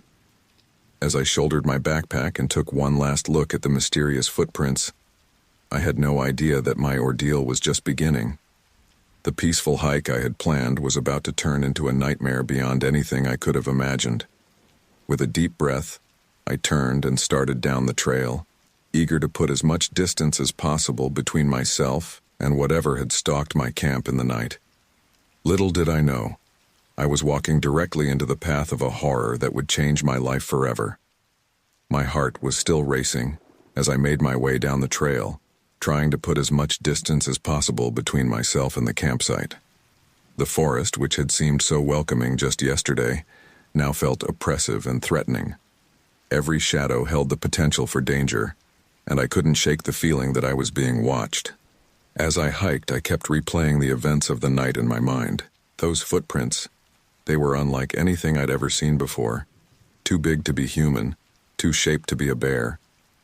I tried to rationalize it, to come up with some logical explanation, but deep down, I knew I had encountered something beyond the realm of normal wildlife. "Get a grip, Jason," I muttered to myself, adjusting my backpack straps. "There's got to be a reasonable explanation for this." But even as I said it, I knew I was lying to myself. The heavy footsteps, the deep rumbling breaths, the musky odor that still lingered in my nostrils, it all pointed to something I didn't want to believe existed. I had been walking for about an hour when I noticed the first definitive sign that I was being followed. It was subtle at first, a rustle in the underbrush that didn't match the wind, the snap of a twig that seemed too loud to be caused by a small animal. I tried to convince myself it was just my imagination, my nerves still on edge from the night before. But then I saw it. A flash of movement just at the edge of my peripheral vision. Something large, moving parallel to the trail, always just out of clear sight. My pace quickened involuntarily, and I found myself constantly looking over my shoulder. "Hello?" I called out, my voice sounding small and frightened in the vast forest. "Is someone there?" Only silence answered me, but it was a loaded silence, filled with an almost palpable sense of menace. I picked up my pace, no longer trying to enjoy the hike, but focused solely on getting back to the trailhead and my car. As the day wore on, the signs became more obvious and more terrifying. I started noticing broken branches high up on the trees, much higher than any human could reach. The musky odor I had smelled at the campsite seemed to follow me, growing stronger at times, then fading away, only to return stronger than ever. It was early afternoon when I heard it, a low, guttural growl that echoed through the trees, freezing me in my tracks. It wasn't the sound of any animal I recognized. It was primal, filled with a hunger and aggression that made my blood run cold. "Oh God," I whispered, my eyes darting around frantically. This can't be happening. I broke into a run, no longer caring about stealth or caution. Pure animal fear drove me forward, my heavy backpack bouncing painfully against my spine as I sprinted down the trail. Behind me, I could hear the creature moving through the forest, paralleling my path. It was toying with me, I realized with horror. It could have caught me at any time, but it was drawing out the chase, savoring my fear. I don't know how long I ran. Time seemed to lose all meaning as I fled through the endless trees. My lungs burned, my legs ached, but terror kept me moving. Finally, I burst into a small clearing and collapsed, gasping for breath. As I lay there trying to regain my composure, a twig snapped nearby. I jerked upright, my eyes wide with fear. And that's when I saw it clearly for the first time. It stood at the edge of the clearing, partially hidden by the shadows of the trees. But what I could see was enough to confirm my worst fears. It was massive, at least 8 feet tall, covered in thick matted fur. Its face was a nightmarish blend of ape and human features, with deep-set eyes that gleamed with a terrible intelligence. Bigfoot. The word echoed in my mind, a legend come to terrifying life before my eyes. For a long moment we stared at each other, neither moving. I was paralyzed with fear, and it seemed to be studying me, its head tilted slightly to one side in a grotesque parody of human curiosity. Then it took a step forward, and the spell was broken. I scrambled to my feet, adrenaline surging through my body. Without conscious thought, I turned and ran, crashing through the underbrush with no regard for the trail or direction. All that mattered was getting away from the monster behind me. I could hear it pursuing me, its heavy footfalls shaking the ground. Branches whipped at my face as I ran, leaving stinging cuts. But I didn't slow down. I didn't dare look back, afraid of what I might see gaining on me.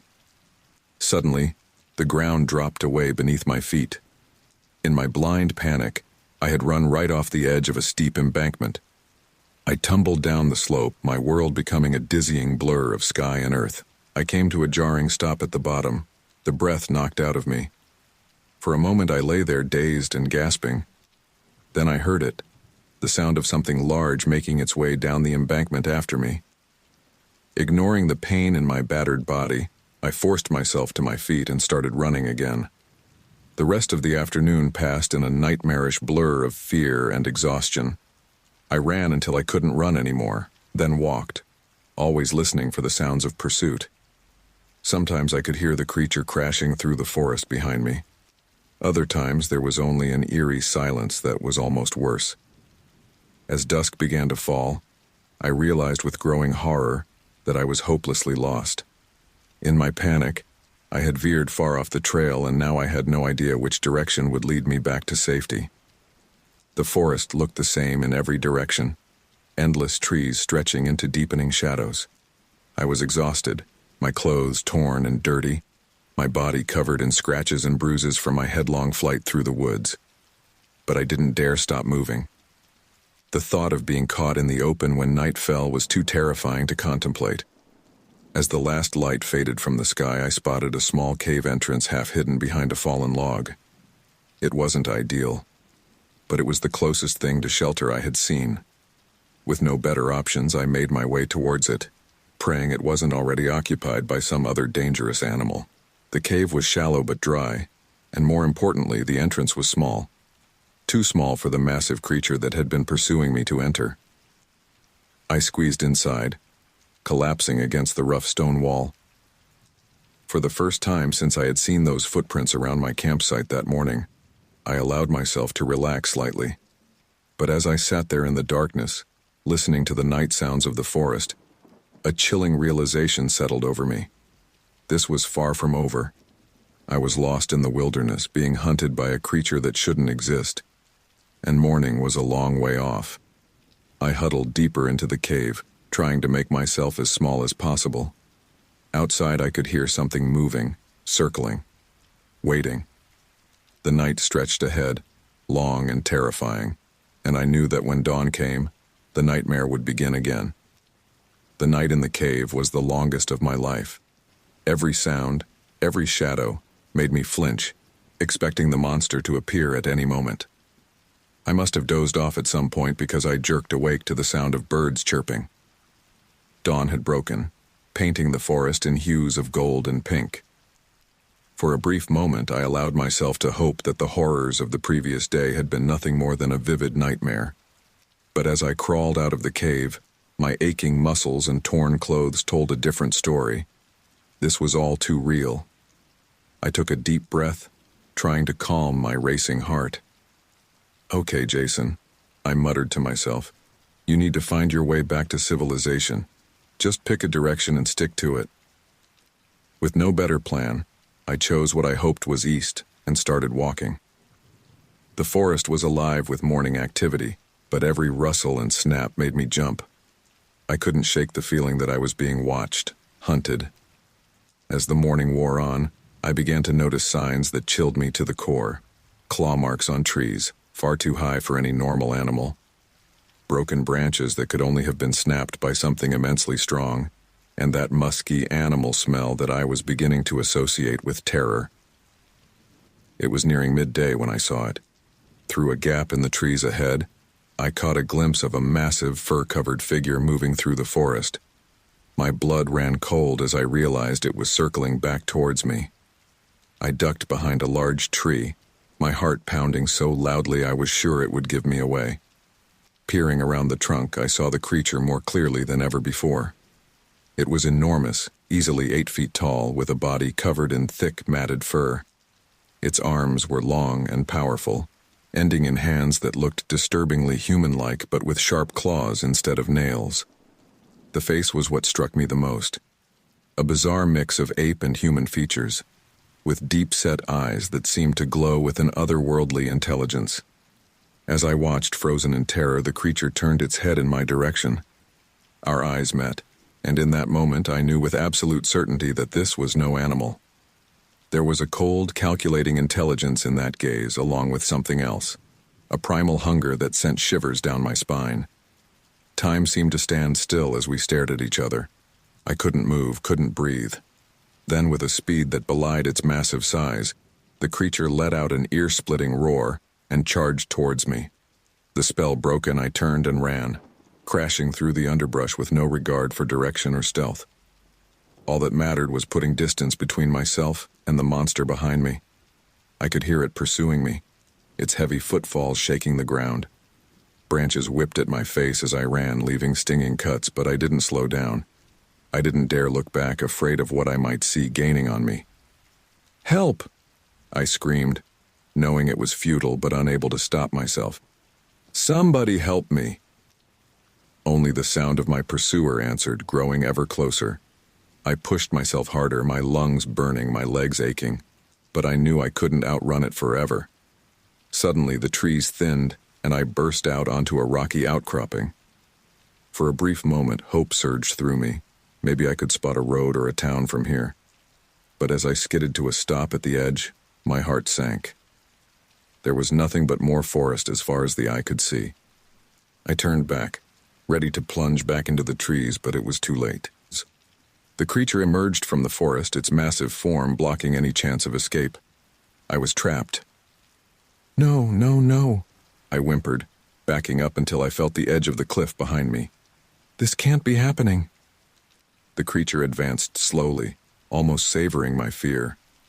Its eyes never left mine, and I saw something there that terrified me even more than its monstrous appearance.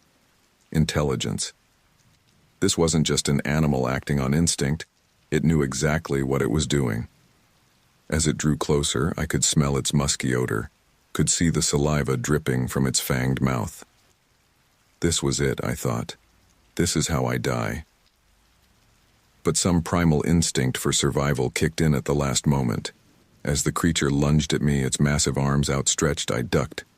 I felt the rush of air as its arms swung over my head, barely missing me. Without thinking, I charged forward, catching the monster off guard. I slipped past it, feeling its fur brush against me, and sprinted back towards the tree line. I heard a roar of frustration behind me, followed by a thunderous crash. Risking a glance back, I saw that the creature had lost its footing in its attempt to grab me and had tumbled partway down the cliffside. I didn't wait to see if it would recover. I plunged back into the forest, running with a desperation I had never known before.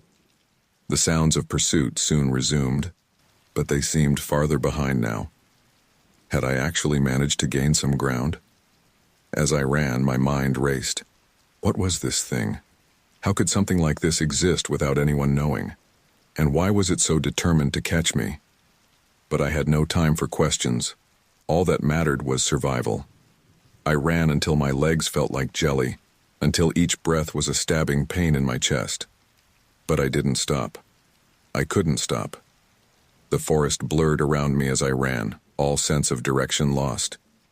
I had no idea where I was or where I was going. All I knew was that I had to keep moving, had to stay ahead of the monster behind me. As the day wore on and shadows lengthened, a new fear gripped me. What would happen when night fell? How could I hope to evade this creature in the darkness? But I couldn't think about that now. I could only focus on the next step, the next breath, the next moment of survival. The chase was far from over, and as I heard another bone-chilling roar echo through the trees behind me, I knew that the true nightmare was just beginning.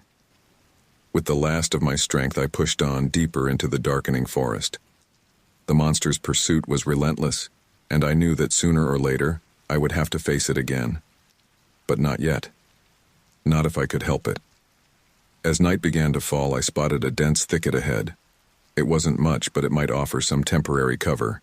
With the sound of heavy footsteps growing closer behind me, I dove into the undergrowth, praying for a miracle. My lungs were on fire as I crouched in the dense thicket, every breath a struggle to remain silent. The forest had grown dark, shadows stretching between the trees like grasping fingers. I could hear it out there, moving through the underbrush, searching for me. The creature, Bigfoot, was relentless in its pursuit. I don't know how long I stayed there, barely daring to breathe. Minutes stretched into what felt like hours. My muscles screamed from the prolonged tension, but I didn't dare move. The snapping of twigs and the rustle of leaves grew closer, then faded, only to return again. It was hunting me, methodically searching the area. Just when I thought I couldn't take it anymore, when I was sure I would scream or run or do something, anything to end this torturous waiting, I heard it. A low, guttural growl that seemed to vibrate through the very earth. It was close. Too close. I couldn't help it. I gasped. The sound was barely audible, even to my own ears. But in the eerie silence of the forest, it might as well have been a shout. The rustling stopped abruptly. Then, with a roar that shook leaves from the trees, the creature charged towards my hiding place. There was no more time for stealth. No more time for fear.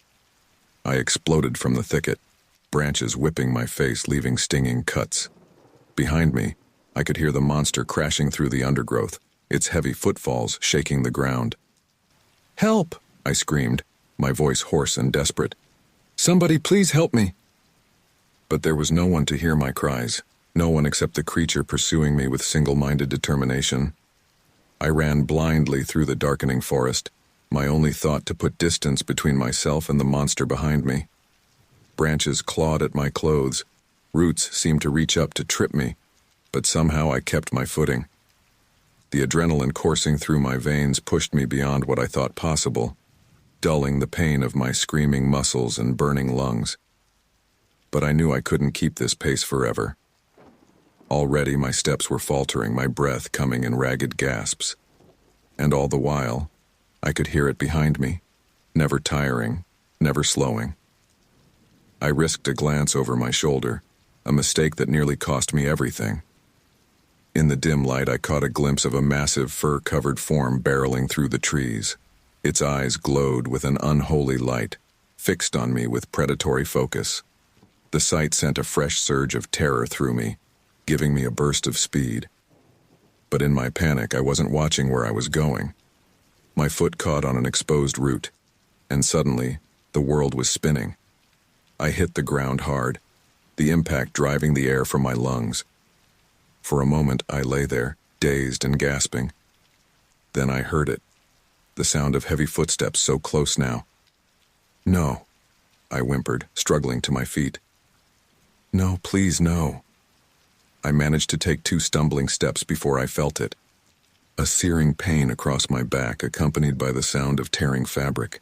The creature's claws had raked across my back, missing a lethal strike by mere inches. The pain galvanized me. With a scream that was equal parts agony and terror, I surged forward. I don't know where I found the strength. By all rights, I should have collapsed. But some primal part of my brain, the part that values survival above all else, took over. I ran as I had never run before. The forest blurred around me, branches and leaves whipping past in a dizzying whirl. I could feel warm blood trickling down my back, but the pain was distant, overwhelmed by the all-consuming need to escape.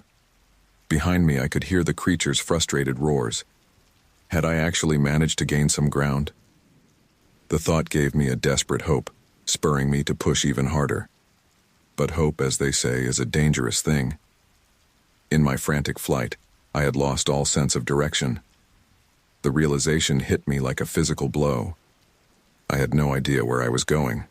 For all I knew, I could be running deeper into the wilderness, further from any chance of rescue.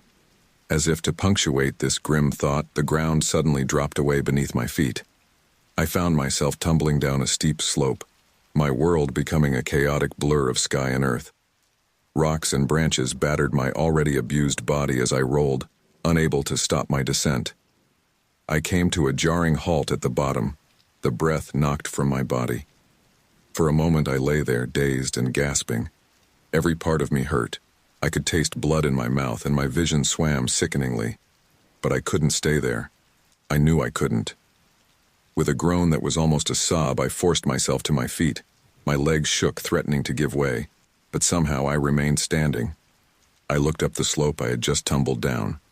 There, silhouetted against the night sky, stood the creature. Even from this distance I could see its chest heaving, could hear its heavy breaths.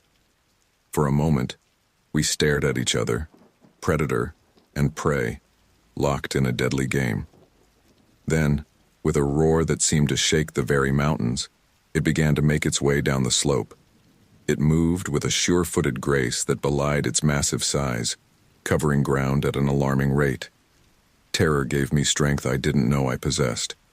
Ignoring the protests of my battered body, I turned and ran once more. The forest here was different, older, with massive trees that loomed like ancient sentinels. Their roots created a treacherous obstacle course, threatening to trip me with every step. I had no idea how long I ran. Time lost all meaning, reduced to the rhythm of my pounding feet and gasping breaths. My world narrowed to the path immediately in front of me and the sounds of pursuit behind. As I ran, a new sound began to penetrate my fear-addled brain, a rushing, roaring noise that grew louder with each step. It took my exhausted mind far too long to recognize it for what it was. Water. A river. Hope and dread warred within me. A river could mean a way out, a path to follow to civilization, but it could also mean a dead end, trapping me between the water and the monster at my heels. I burst out of the tree line onto a rocky riverbank. The water rushed by, dark and swift, swollen by recent rains. It was too wide to cross, too fast to swim. I was trapped. Behind me, I heard the creature emerge from the forest. I turned, my back to the rushing water, to face my pursuer. In the moonlight, I could see it clearly. It was even more terrifying up close, its massive form radiating power and menace. As it advanced towards me, a growl rumbling deep in its chest. I knew I was out of options. There was nowhere left to run, no strength left to fight. This, I realized with a sort of detached calm, was where it would end. But as the creature reached for me, its clawed hands extending to seize me, a voice in the back of my mind screamed one last command. "Jump!" Without conscious thought, I turned and leaped into the churning river. The last thing I heard before the water closed over my head was the creature's roar of frustration, a sound of thwarted hunger that would haunt my nightmares for years to come. The river swept me away, tumbling me in its icy grip. As I fought to keep my head above water, gasping for air between the waves, I caught one last glimpse of the shore. There stood the creature, a dark silhouette against the night sky, watching as the river carried me beyond its reach. Then the current pulled me under once more, and I knew nothing but the rush of water and the desperate fight for survival. The river's icy grip threatened to drag me under, its roaring current tossing me like a rag doll. I fought desperately to keep my head above water, gasping for air between the waves. My body, already battered from the chase, screamed in protest at this new ordeal. I don't know how long I was at the mercy of the river. Time lost all meaning in the struggle for survival. But eventually, the current's fury began to lessen. With the last of my strength, I managed to grab onto a low-hanging branch near the shore and pull myself out of the water. I collapsed on the riverbank, coughing and retching, my lungs burning as I gulped in air. Every part of me hurt. The cuts on my back from the creature's claws stung fiercely, and I was sure I had collected a host of new bruises from my tumble down the rocky slope and my battle with the river. As I lay there shivering and exhausted, the events of the past day crashed over me like another wave. The creature, the chase, the terror, it all seemed like a nightmare. But the pain in my body and the tattered state of my clothes were stark reminders that this was all too real. "Get up, Jason," I muttered to myself, my voice hoarse and barely audible. "You can't stay here." With a groan, I forced myself to my feet. My legs shook, threatening to give way, but somehow I remained standing. I looked around, trying to get my bearings. The forest here was unfamiliar, the trees seeming to loom menacingly in the dim light of early dawn. A chill ran down my spine as I realized I had no idea where I was. The river had carried me who knows how far from where I had jumped in. For all I knew, I could be even deeper in the wilderness now. And somewhere out there, the creature was still hunting me. I had no illusions that my plunge into the river had deterred it for long. If anything, it had probably only made it angrier. I needed to find shelter, somewhere to rest, and try to figure out my next move. As I scanned the area, my eyes fell on a small opening in the rocky face of a nearby hill. A cave. Caution warred with desperation. The cave could offer protection, a place to hide and recover. But it could also be home to other dangerous animals. In the end, exhaustion won out. I needed somewhere to rest, and the cave was the only option I could see. Stumbling more than walking, I made my way towards the cave entrance. It was smaller than it had looked from a distance, barely large enough for me to squeeze through. But inside, it opened up into a space just big enough for me to sit comfortably. As I settled into the cave, my back against the cool stone wall, the events of the past day began to replay in my mind. The massive footprints around my campsite, the glimpses of movement in the forest, and finally, the terrifying face-to-face encounter with the creature. "This can't be real," I whispered to myself, my voice echoing slightly in the small space. "Bigfoot isn't real. It can't be." But I knew what I had seen, what I had experienced. The creature had been all too real.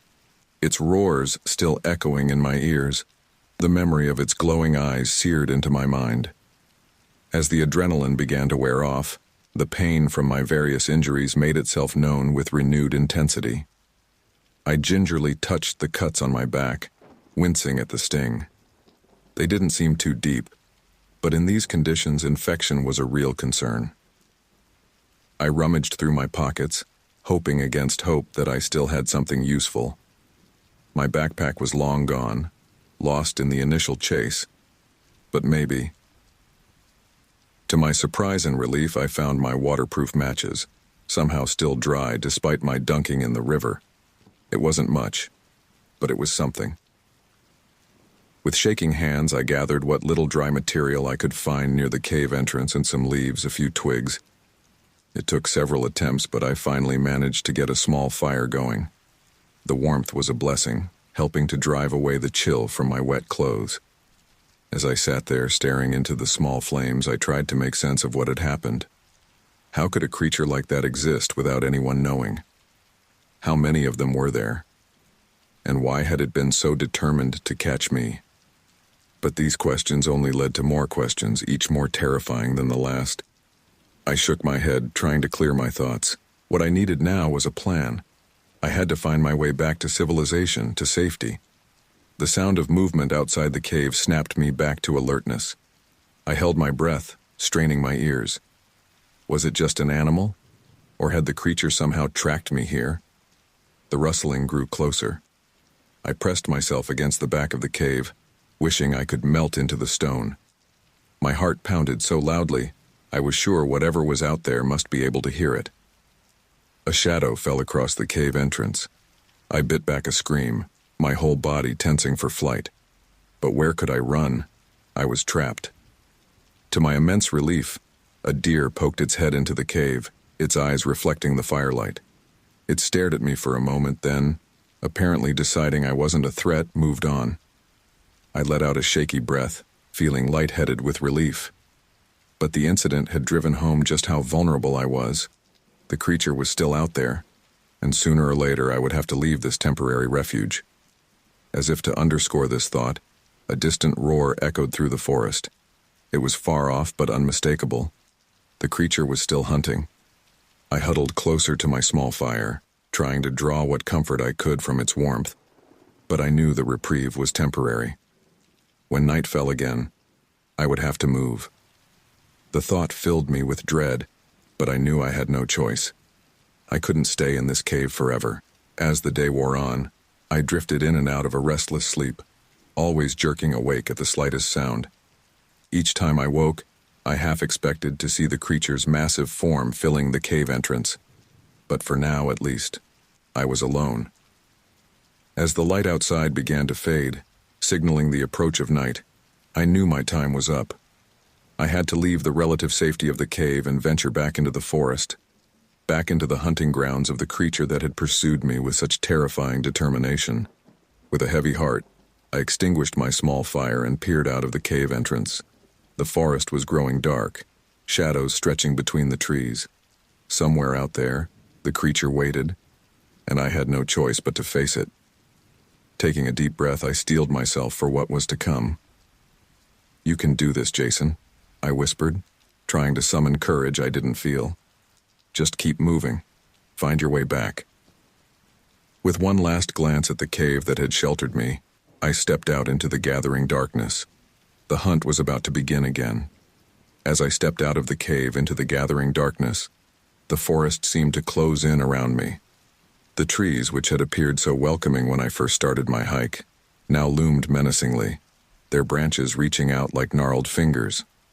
Every shadow held the potential for danger, and the soft rustling of leaves in the night breeze sounded ominously like footsteps. I took a deep breath, trying to calm my racing heart. "You can do this, Jason," I whispered to myself, my voice barely audible even to my own ears. "Just pick a direction and keep moving." With no better plan, I chose what I hoped was east and started walking. The forest floor was treacherous in the dim light, roots and rocks seemingly appearing out of nowhere to trip me. Every step was a challenge, my battered body protesting each movement. As I walked, I strained my ears for any sound that might indicate the creature was nearby. The normal nighttime sounds of the forest, the hoot of an owl, the rustle of small animals in the underbrush, were nerve-wracking enough. But I was listening for something else. The heavy footfalls, the deep, rumbling breaths, the bone-chilling roar that had haunted me for the past day. Time seemed to stretch endlessly as I made my way through the dark forest. My progress was painfully slow, each step carefully placed to avoid making noise. The cuts on my back from the creature's claws stung with every movement, a constant reminder of the danger I was in. Suddenly, a twig snapped behind me. I froze, my heart leaping into my throat. Slowly, I turned, dreading what I might see. Two glowing eyes watched me from the darkness. For a moment I couldn't move, couldn't breathe. Then, with a speed born of pure terror, I turned and ran. I crashed through the underbrush, all attempts at stealth forgotten. Branches whipped at my face, leaving stinging cuts, but I didn't slow down. Behind me, I could hear the creature giving chase, its heavy footfalls shaking the ground. "Help!" I screamed, knowing it was futile but unable to stop myself. "Somebody, please help me." Only the sound of my pursuer answered, growing ever closer. I pushed myself harder, my lungs burning, my legs aching, but I knew I couldn't outrun it forever. In my panic, I wasn't watching where I was going. Suddenly the ground dropped away beneath my feet. I tumbled down a steep slope, my world becoming a dizzying blur of sky and earth. I came to a jarring stop at the bottom, the breath knocked out of me. For a moment I lay there, dazed and gasping. Then I heard it, the sound of the creature making its way down the slope after me. Ignoring the pain in my battered body, I forced myself to my feet and started running again.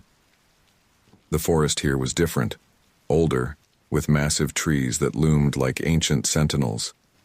Their roots created a treacherous obstacle course threatening to trip me with every step. But somehow, I managed to keep my footing, driven by the primal fear of the creature behind me. As I ran, a new sound began to penetrate my fear-addled brain. A faint glimmer of hope sparked in my chest as I recognized it, the distant sound of traffic. A road, I gasped, my voice barely more than a wheeze. There's a road nearby. The thought gave me a second wind. I pushed myself harder, ignoring the protests of my exhausted body. If I could just reach the road, maybe I could flag down a car, find help. But the creature was relentless in its pursuit. I could hear it getting closer, its growls growing louder. It was going to catch me before I reached the road. In desperation, I looked around for anything that might help. My eyes fell on a dense thicket of thorny bushes. Without allowing myself to think about it, I dove in. The thorns tore at my skin and clothes, but I pushed deeper into the thicket. I curled into a ball, trying to make myself as small as possible, and held my breath. The creature's footsteps slowed as it approached the thicket. I could hear its heavy breathing, smell its musky odor. It was so close. For what felt like an eternity, I lay there, not daring to move, barely daring to breathe. The creature circled the thicket, growling in frustration. I could see glimpses of its massive form through the branches, its fur matted and tangled. Finally, after what seemed like hours but was probably only minutes, the creature moved away.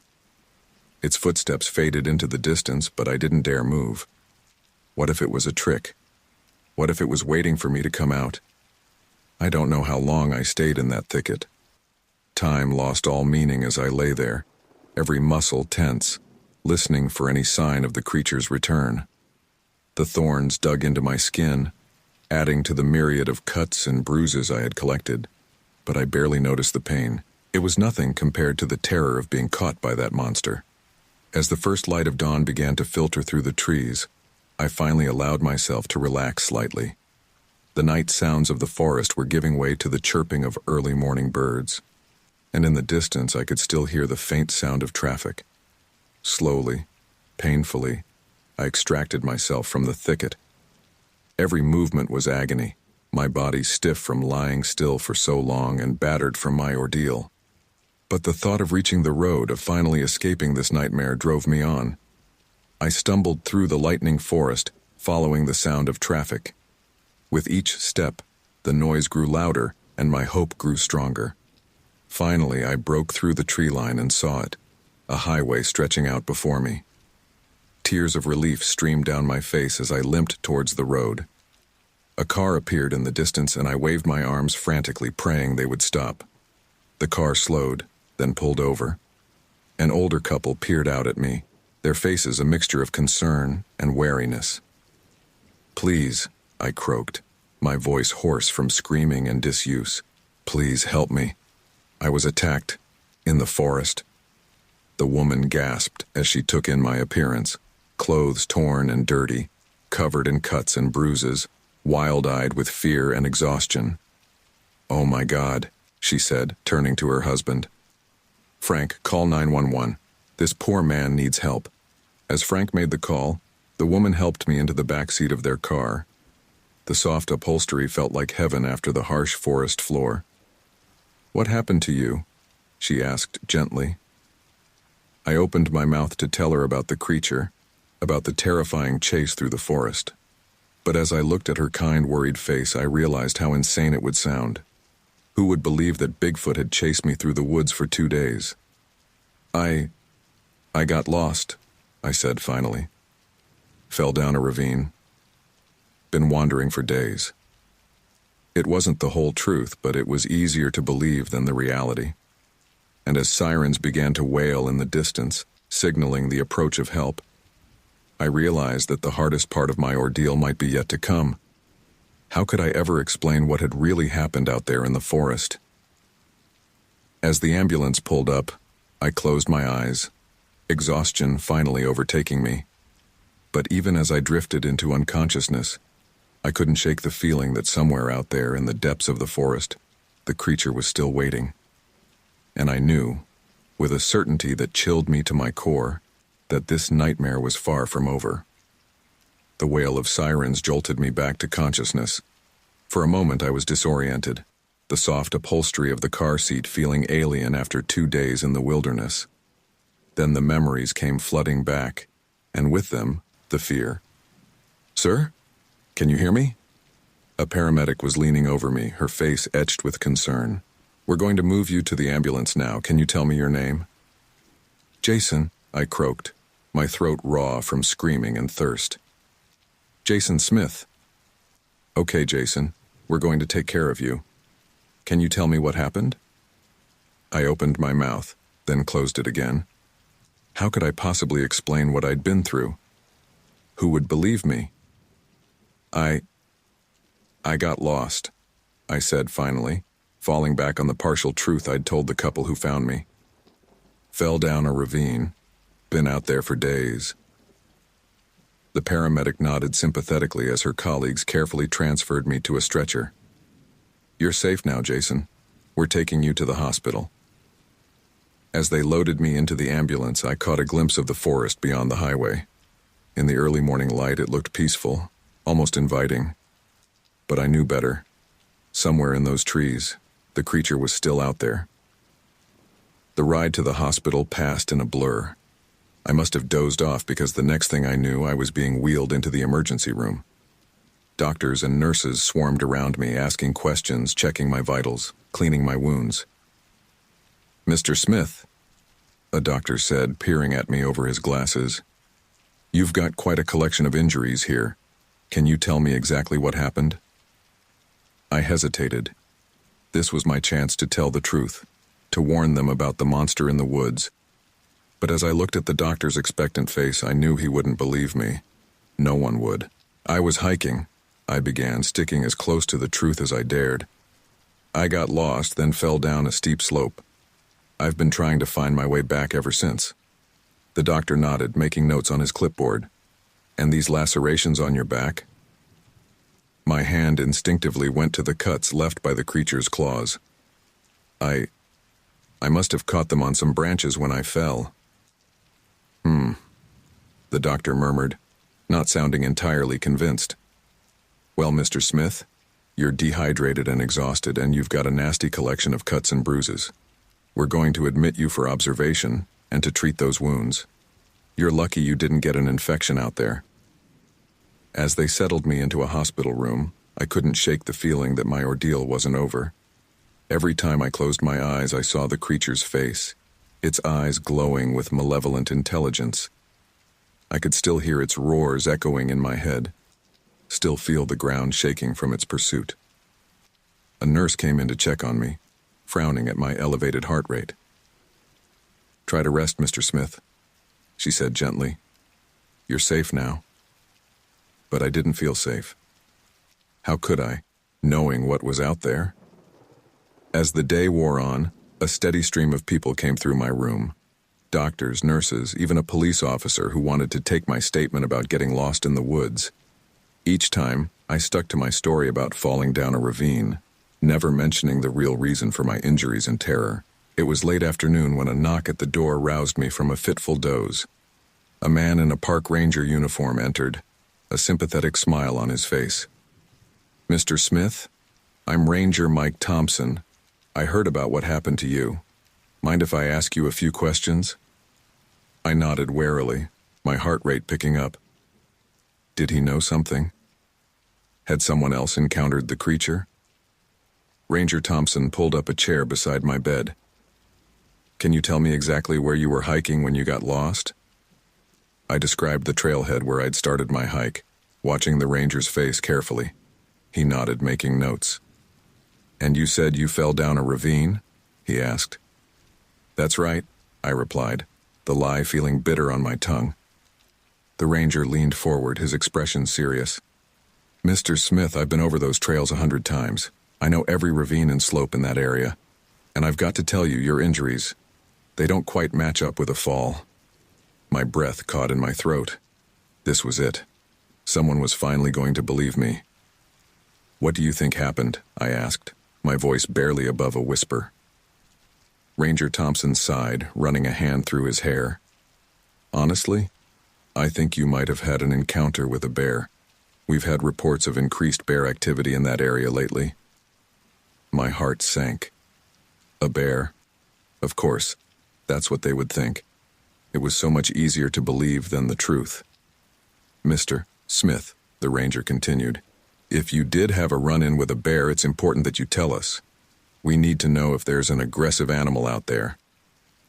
For a moment, I was tempted to tell him everything, to describe the creature that had chased me, its inhuman strength and intelligence, the terror of being hunted through the forest. But I knew how it would sound. They'd think I was crazy, traumatized by my ordeal and imagining things. I'm not sure, I said finally. It all happened so fast. Maybe it was a bear. I just don't know. Ranger Thompson nodded, looking disappointed but not surprised. Well, if you remember anything else, please let us know. We want to make sure the trails are safe for everyone. As he left, I sank back into my pillows, feeling more alone than ever. How could I explain what had really happened out there? Who would believe that Bigfoot was real, that it had chased me through the forest with terrifying determination? As night fell, the hospital grew quiet. But I couldn't sleep. Every time I closed my eyes, I was back in the forest running for my life. The creature's roars echoed in my mind, and I could almost smell its musky odor. I got out of bed, wincing at the pain from my various injuries, and went to the window. The hospital was on the outskirts of town, and beyond the parking lot, I could see the dark line of the forest stretching into the distance. Somewhere out there, the creature was still roaming free. As I stood there staring into the darkness, a movement caught my eye. At the edge of the forest, just barely visible in the glow of the parking lot lights, I saw a large, shadowy figure. For a moment, it stood there, seeming to look directly at me. Then, with surprising grace for something so large, it melted back into the trees. My heart was pounding so hard I could barely breathe. It had followed me. It knew where I was. I stumbled back to my bed, my mind racing. I had to get out of here. I had to warn someone. But who would believe me? As I lay there trying to calm my racing thoughts, I knew one thing for certain. This nightmare was far from over. The creature was still out there, and for some reason, it wasn't done with me yet. Sleep eluded me that night in the hospital. Every time I closed my eyes, I saw the creature's massive silhouette at the forest's edge, its presence a silent threat. By dawn, I had made up my mind. I couldn't stay here waiting for it to come for me. I had to confront this nightmare head-on. As the first rays of sunlight filtered through the hospital window, I gingerly got out of bed. My body protested, a canvas of bruises and cuts, but adrenaline dulled the pain. I found my clothes, now clean but still torn from my ordeal, folded on a chair. Just as I finished dressing, a nurse entered the room. Her eyes widened in surprise. "Mr. Smith, what are you doing out of bed?" "I'm checking myself out," I said, trying to keep my voice steady. "I can't stay here." The nurse frowned. "But, sir, the doctor hasn't cleared you yet. Your injuries—" "I'll be fine," I interrupted, perhaps more sharply than I intended. "I'm leaving. It's my right." She looked like she wanted to argue further, but instead sighed and nodded. "I'll get the paperwork for you to sign, but please at least let the doctor examine you one last time." I agreed, if only to speed up the process. The doctor arrived shortly, his face a mask of concern as he checked my vitals and wounds.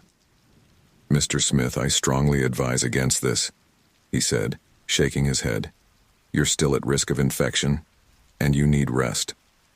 "I appreciate your concern, doctor," I replied, "but I have to go. It's important."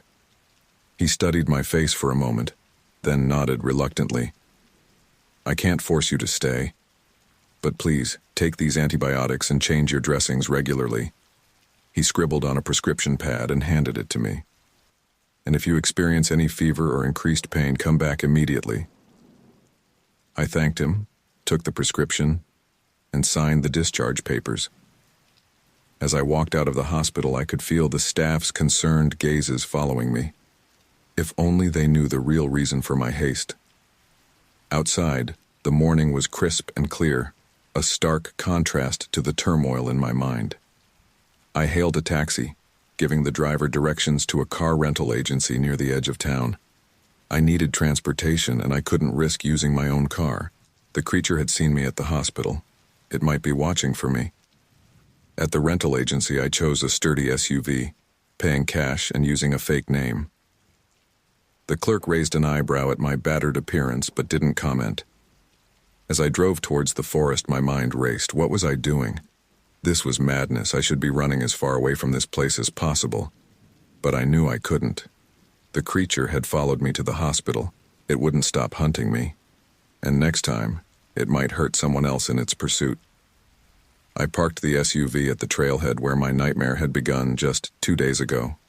The forest loomed before me, peaceful in the morning light. But I knew better now. I knew what horrors lurked in its depths. Taking a deep breath, I stepped onto the trail. Every rustle of leaves, every snapping twig made me flinch. But I pressed on, driven by a mixture of fear and determination. I hiked for hours, retracing my original path as best I could remember. The forest grew denser, the trees older and more gnarled. I was nearing the area where I had first encountered the creature. Suddenly, a bone-chilling roar echoed through the trees. I froze, my heart pounding. It was close, too close. I spun around, searching frantically for the source of the sound. And there it was, emerging from the shadows between two ancient pines.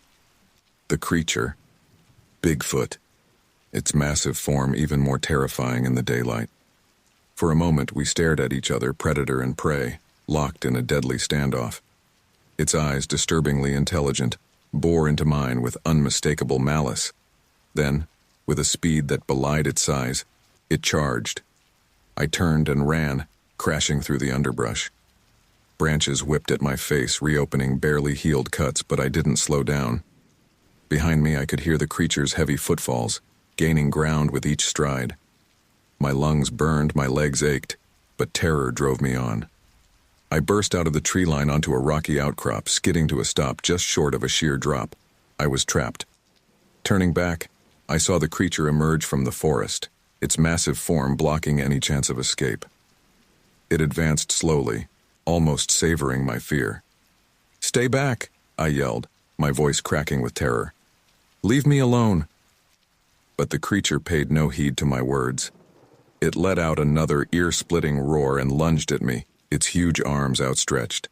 In that moment, time seemed to slow. I saw the creature's clawed hands reaching for me, its fanged mouth open in a snarl. I saw the drop behind me, a fall that would surely be fatal. And I made a choice.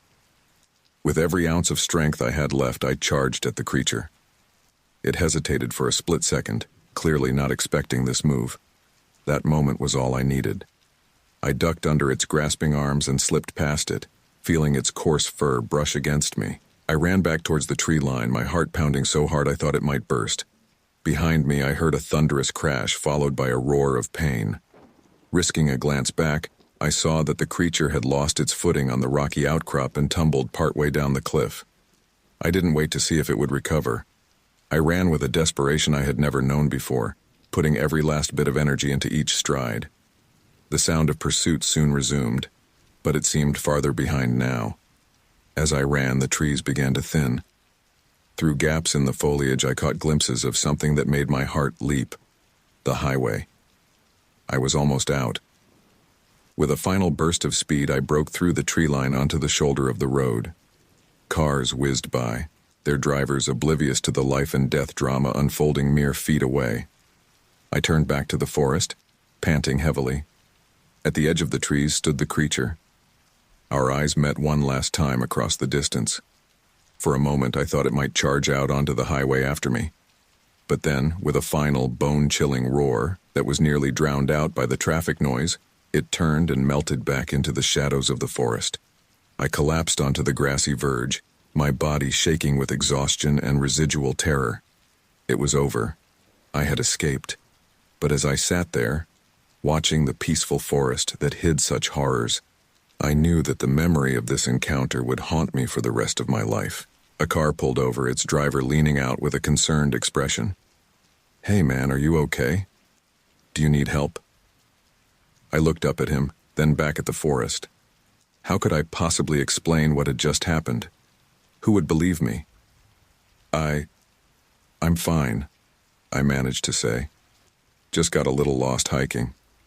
I'm okay now. As the driver helped me to my feet and offered me a ride back to town, I cast one last glance at the forest.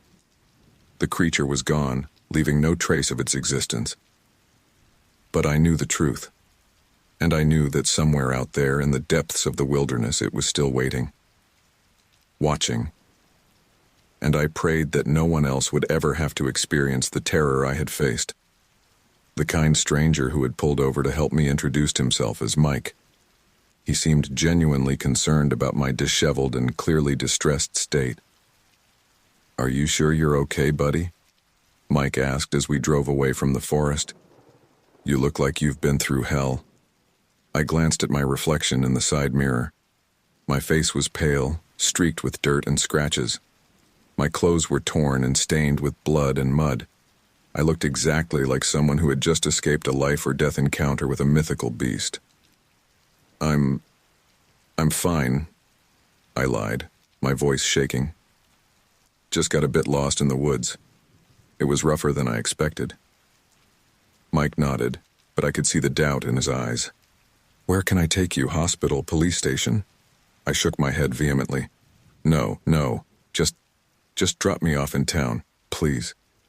The drive into town was mercifully short, but every second felt like an eternity. I couldn't shake the feeling that at any moment, the creature might burst out of the trees lining the road, still in pursuit. My eyes darted constantly to the rearview mirror, searching for any sign of movement in the forest behind us. Mike tried to make conversation, probably in an attempt to calm me down, but I could barely focus on his words. My mind was still back in the forest, reliving those terrifying moments on the rocky outcrop. As we entered the town, I felt a small measure of relief. Surely the creature wouldn't follow me here, into a populated area. But then I remembered how it had appeared at the edge of the hospital grounds. It had tracked me there. What was to stop it from coming into town? "Here, okay?" Mike asked, pulling up to a small diner. I nodded, eager to get out of the car and away from the questions I couldn't answer. "Thank you," I said, my hand on the door handle. "I really appreciate the ride." Mike hesitated, then reached into his wallet and pulled out a business card. "Look, I don't know what happened to you out there, but if you need help, any kind of help, give me a call, okay?" I took the card, touched by his kindness. "Thank you," I said again, meaning it this time. As Mike drove away, I stood on the sidewalk, feeling lost in more ways than one. What was I supposed to do now? How could I possibly return to normal life after what I'd experienced? I entered the diner, acutely aware of the stares from the other patrons. The waitress behind the counter looked at me with a mixture of concern and wariness. "Rough day, hun?" she asked as I slid onto a stool at the counter. I managed a weak smile. "You could say that. Could I use your phone? I need to call the police." She raised an eyebrow but handed me the diner's cordless phone without comment. With shaking hands, I dialed the number for the local police station. "Glacier County Sheriff's Office," a crisp voice answered. I need to report something," I said, my voice barely above a whisper. Something in the forest. It's dangerous, people need to be warned. There was a pause on the other end. Okay, sir. Can you tell me exactly what you saw? I took a deep breath. This was it. The moment of truth. But as I opened my mouth to describe the creature, to warn them about the monster stalking the woods, I hesitated. How could I possibly explain what I'd seen?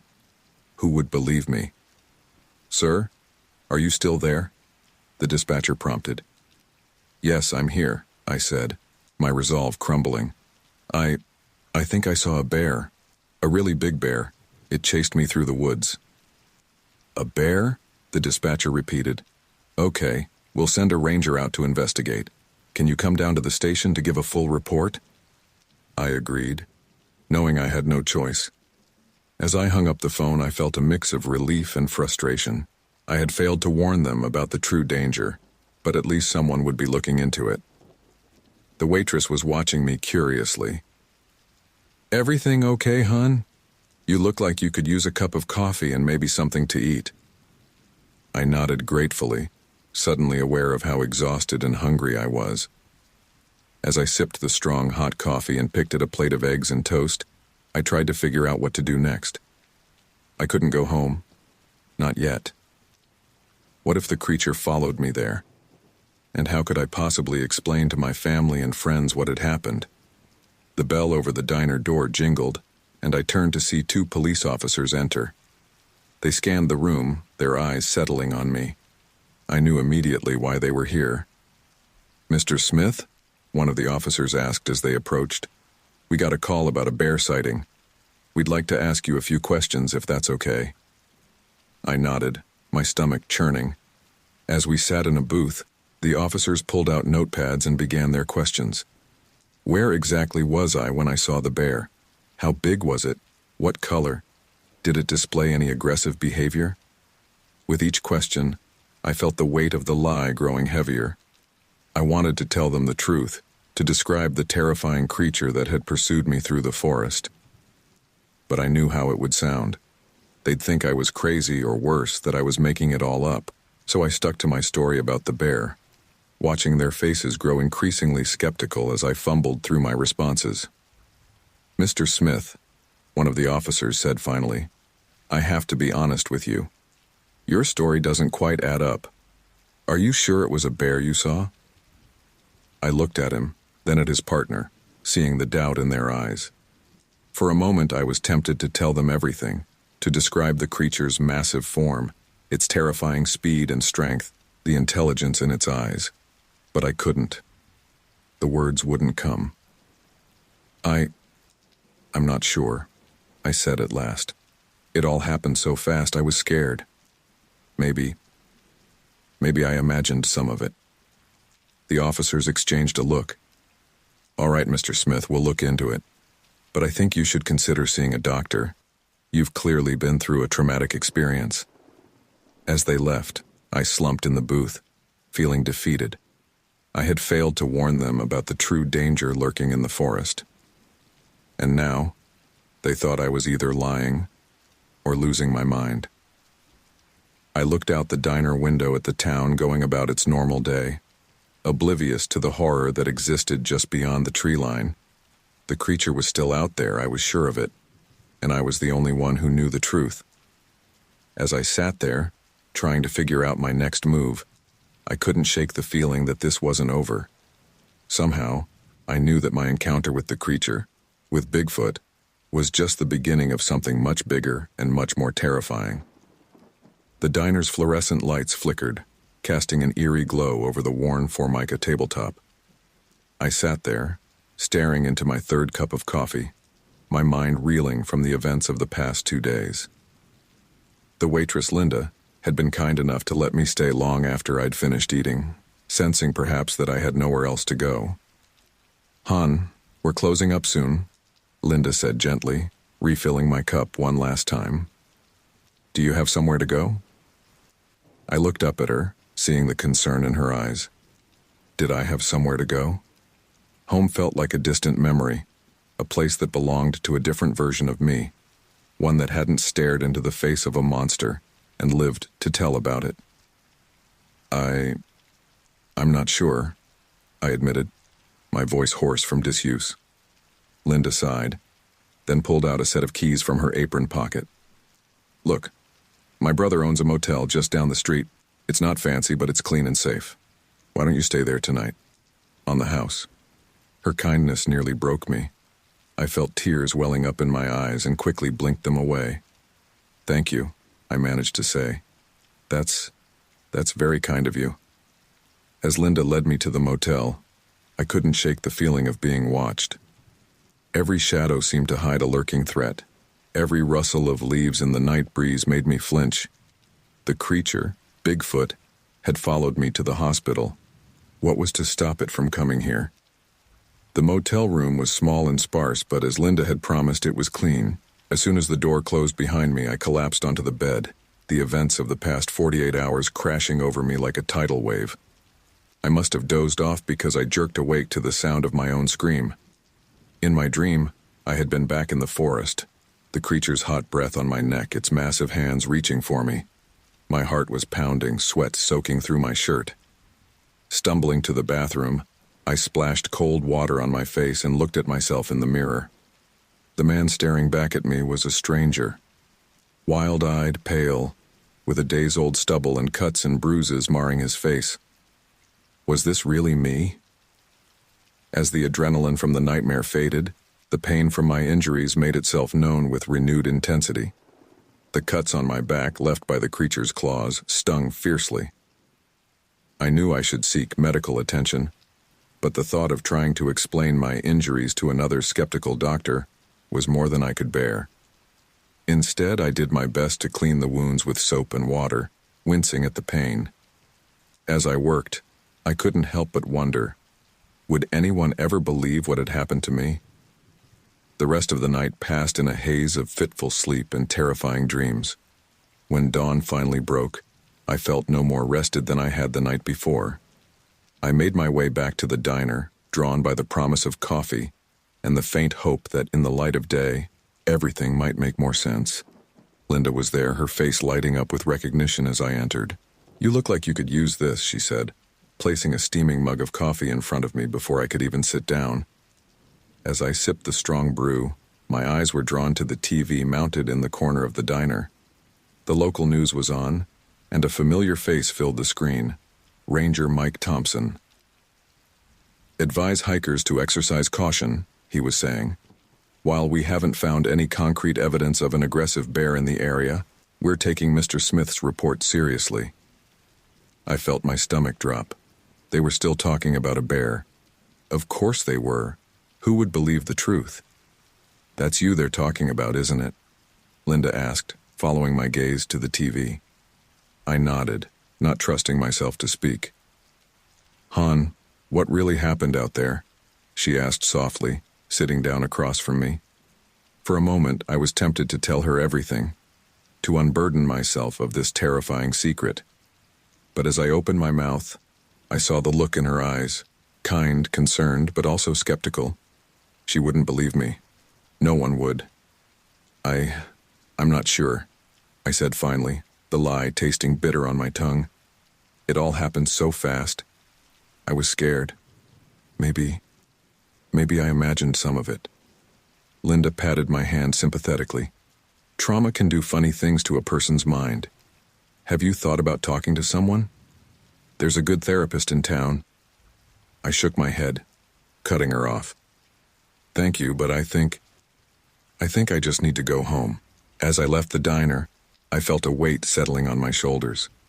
I was alone with this knowledge, this terrifying truth that no one would believe. The creature was out there, I was sure of it. But without evidence, without proof, my story was just that, a story. I made my way to the bus station, purchasing a ticket back to Seattle. As I waited for the bus, I couldn't help but scan the tree line in the distance. Was it out there, watching me even now? The bus ride home was a blur. Every time we passed a wooded area, I tensed, half expecting to see a massive, fur-covered figure emerge from the trees. But nothing happened. The world went on. oblivious to the horror that lurked in the wilderness. As we approached Seattle, I tried to imagine returning to my normal life, going back to work, meeting friends for drinks, watching TV on the couch. How could I do any of that now? How could I pretend that everything was the same when I knew the truth? The bus pulled into the station and I disembarked on shaky legs. The city bustled around me, the noise and activity a stark contrast to the primal terror of the forest. I should have felt safe here, surrounded by concrete and steel and people. But I didn't, because I knew now that the world was not what I had always believed it to be. There were things out there, hidden in the dark places of the earth, that defied explanation. And one of them had nearly killed me. As I made my way home, I knew that my life would never be the same. The memory of those terrifying hours in the forest would stay with me forever. And somewhere out there, in the vast wilderness of the Pacific Northwest, the creature was still roaming free. I may have escaped with my life, but a part of me would always be back there in those woods running for my life, the sound of inhuman roars echoing in my ears. And I knew, with a certainty that chilled me to my core, that no matter how far I ran, no matter where I went, the memory of Bigfoot would always be right behind me, waiting in the shadows of my mind.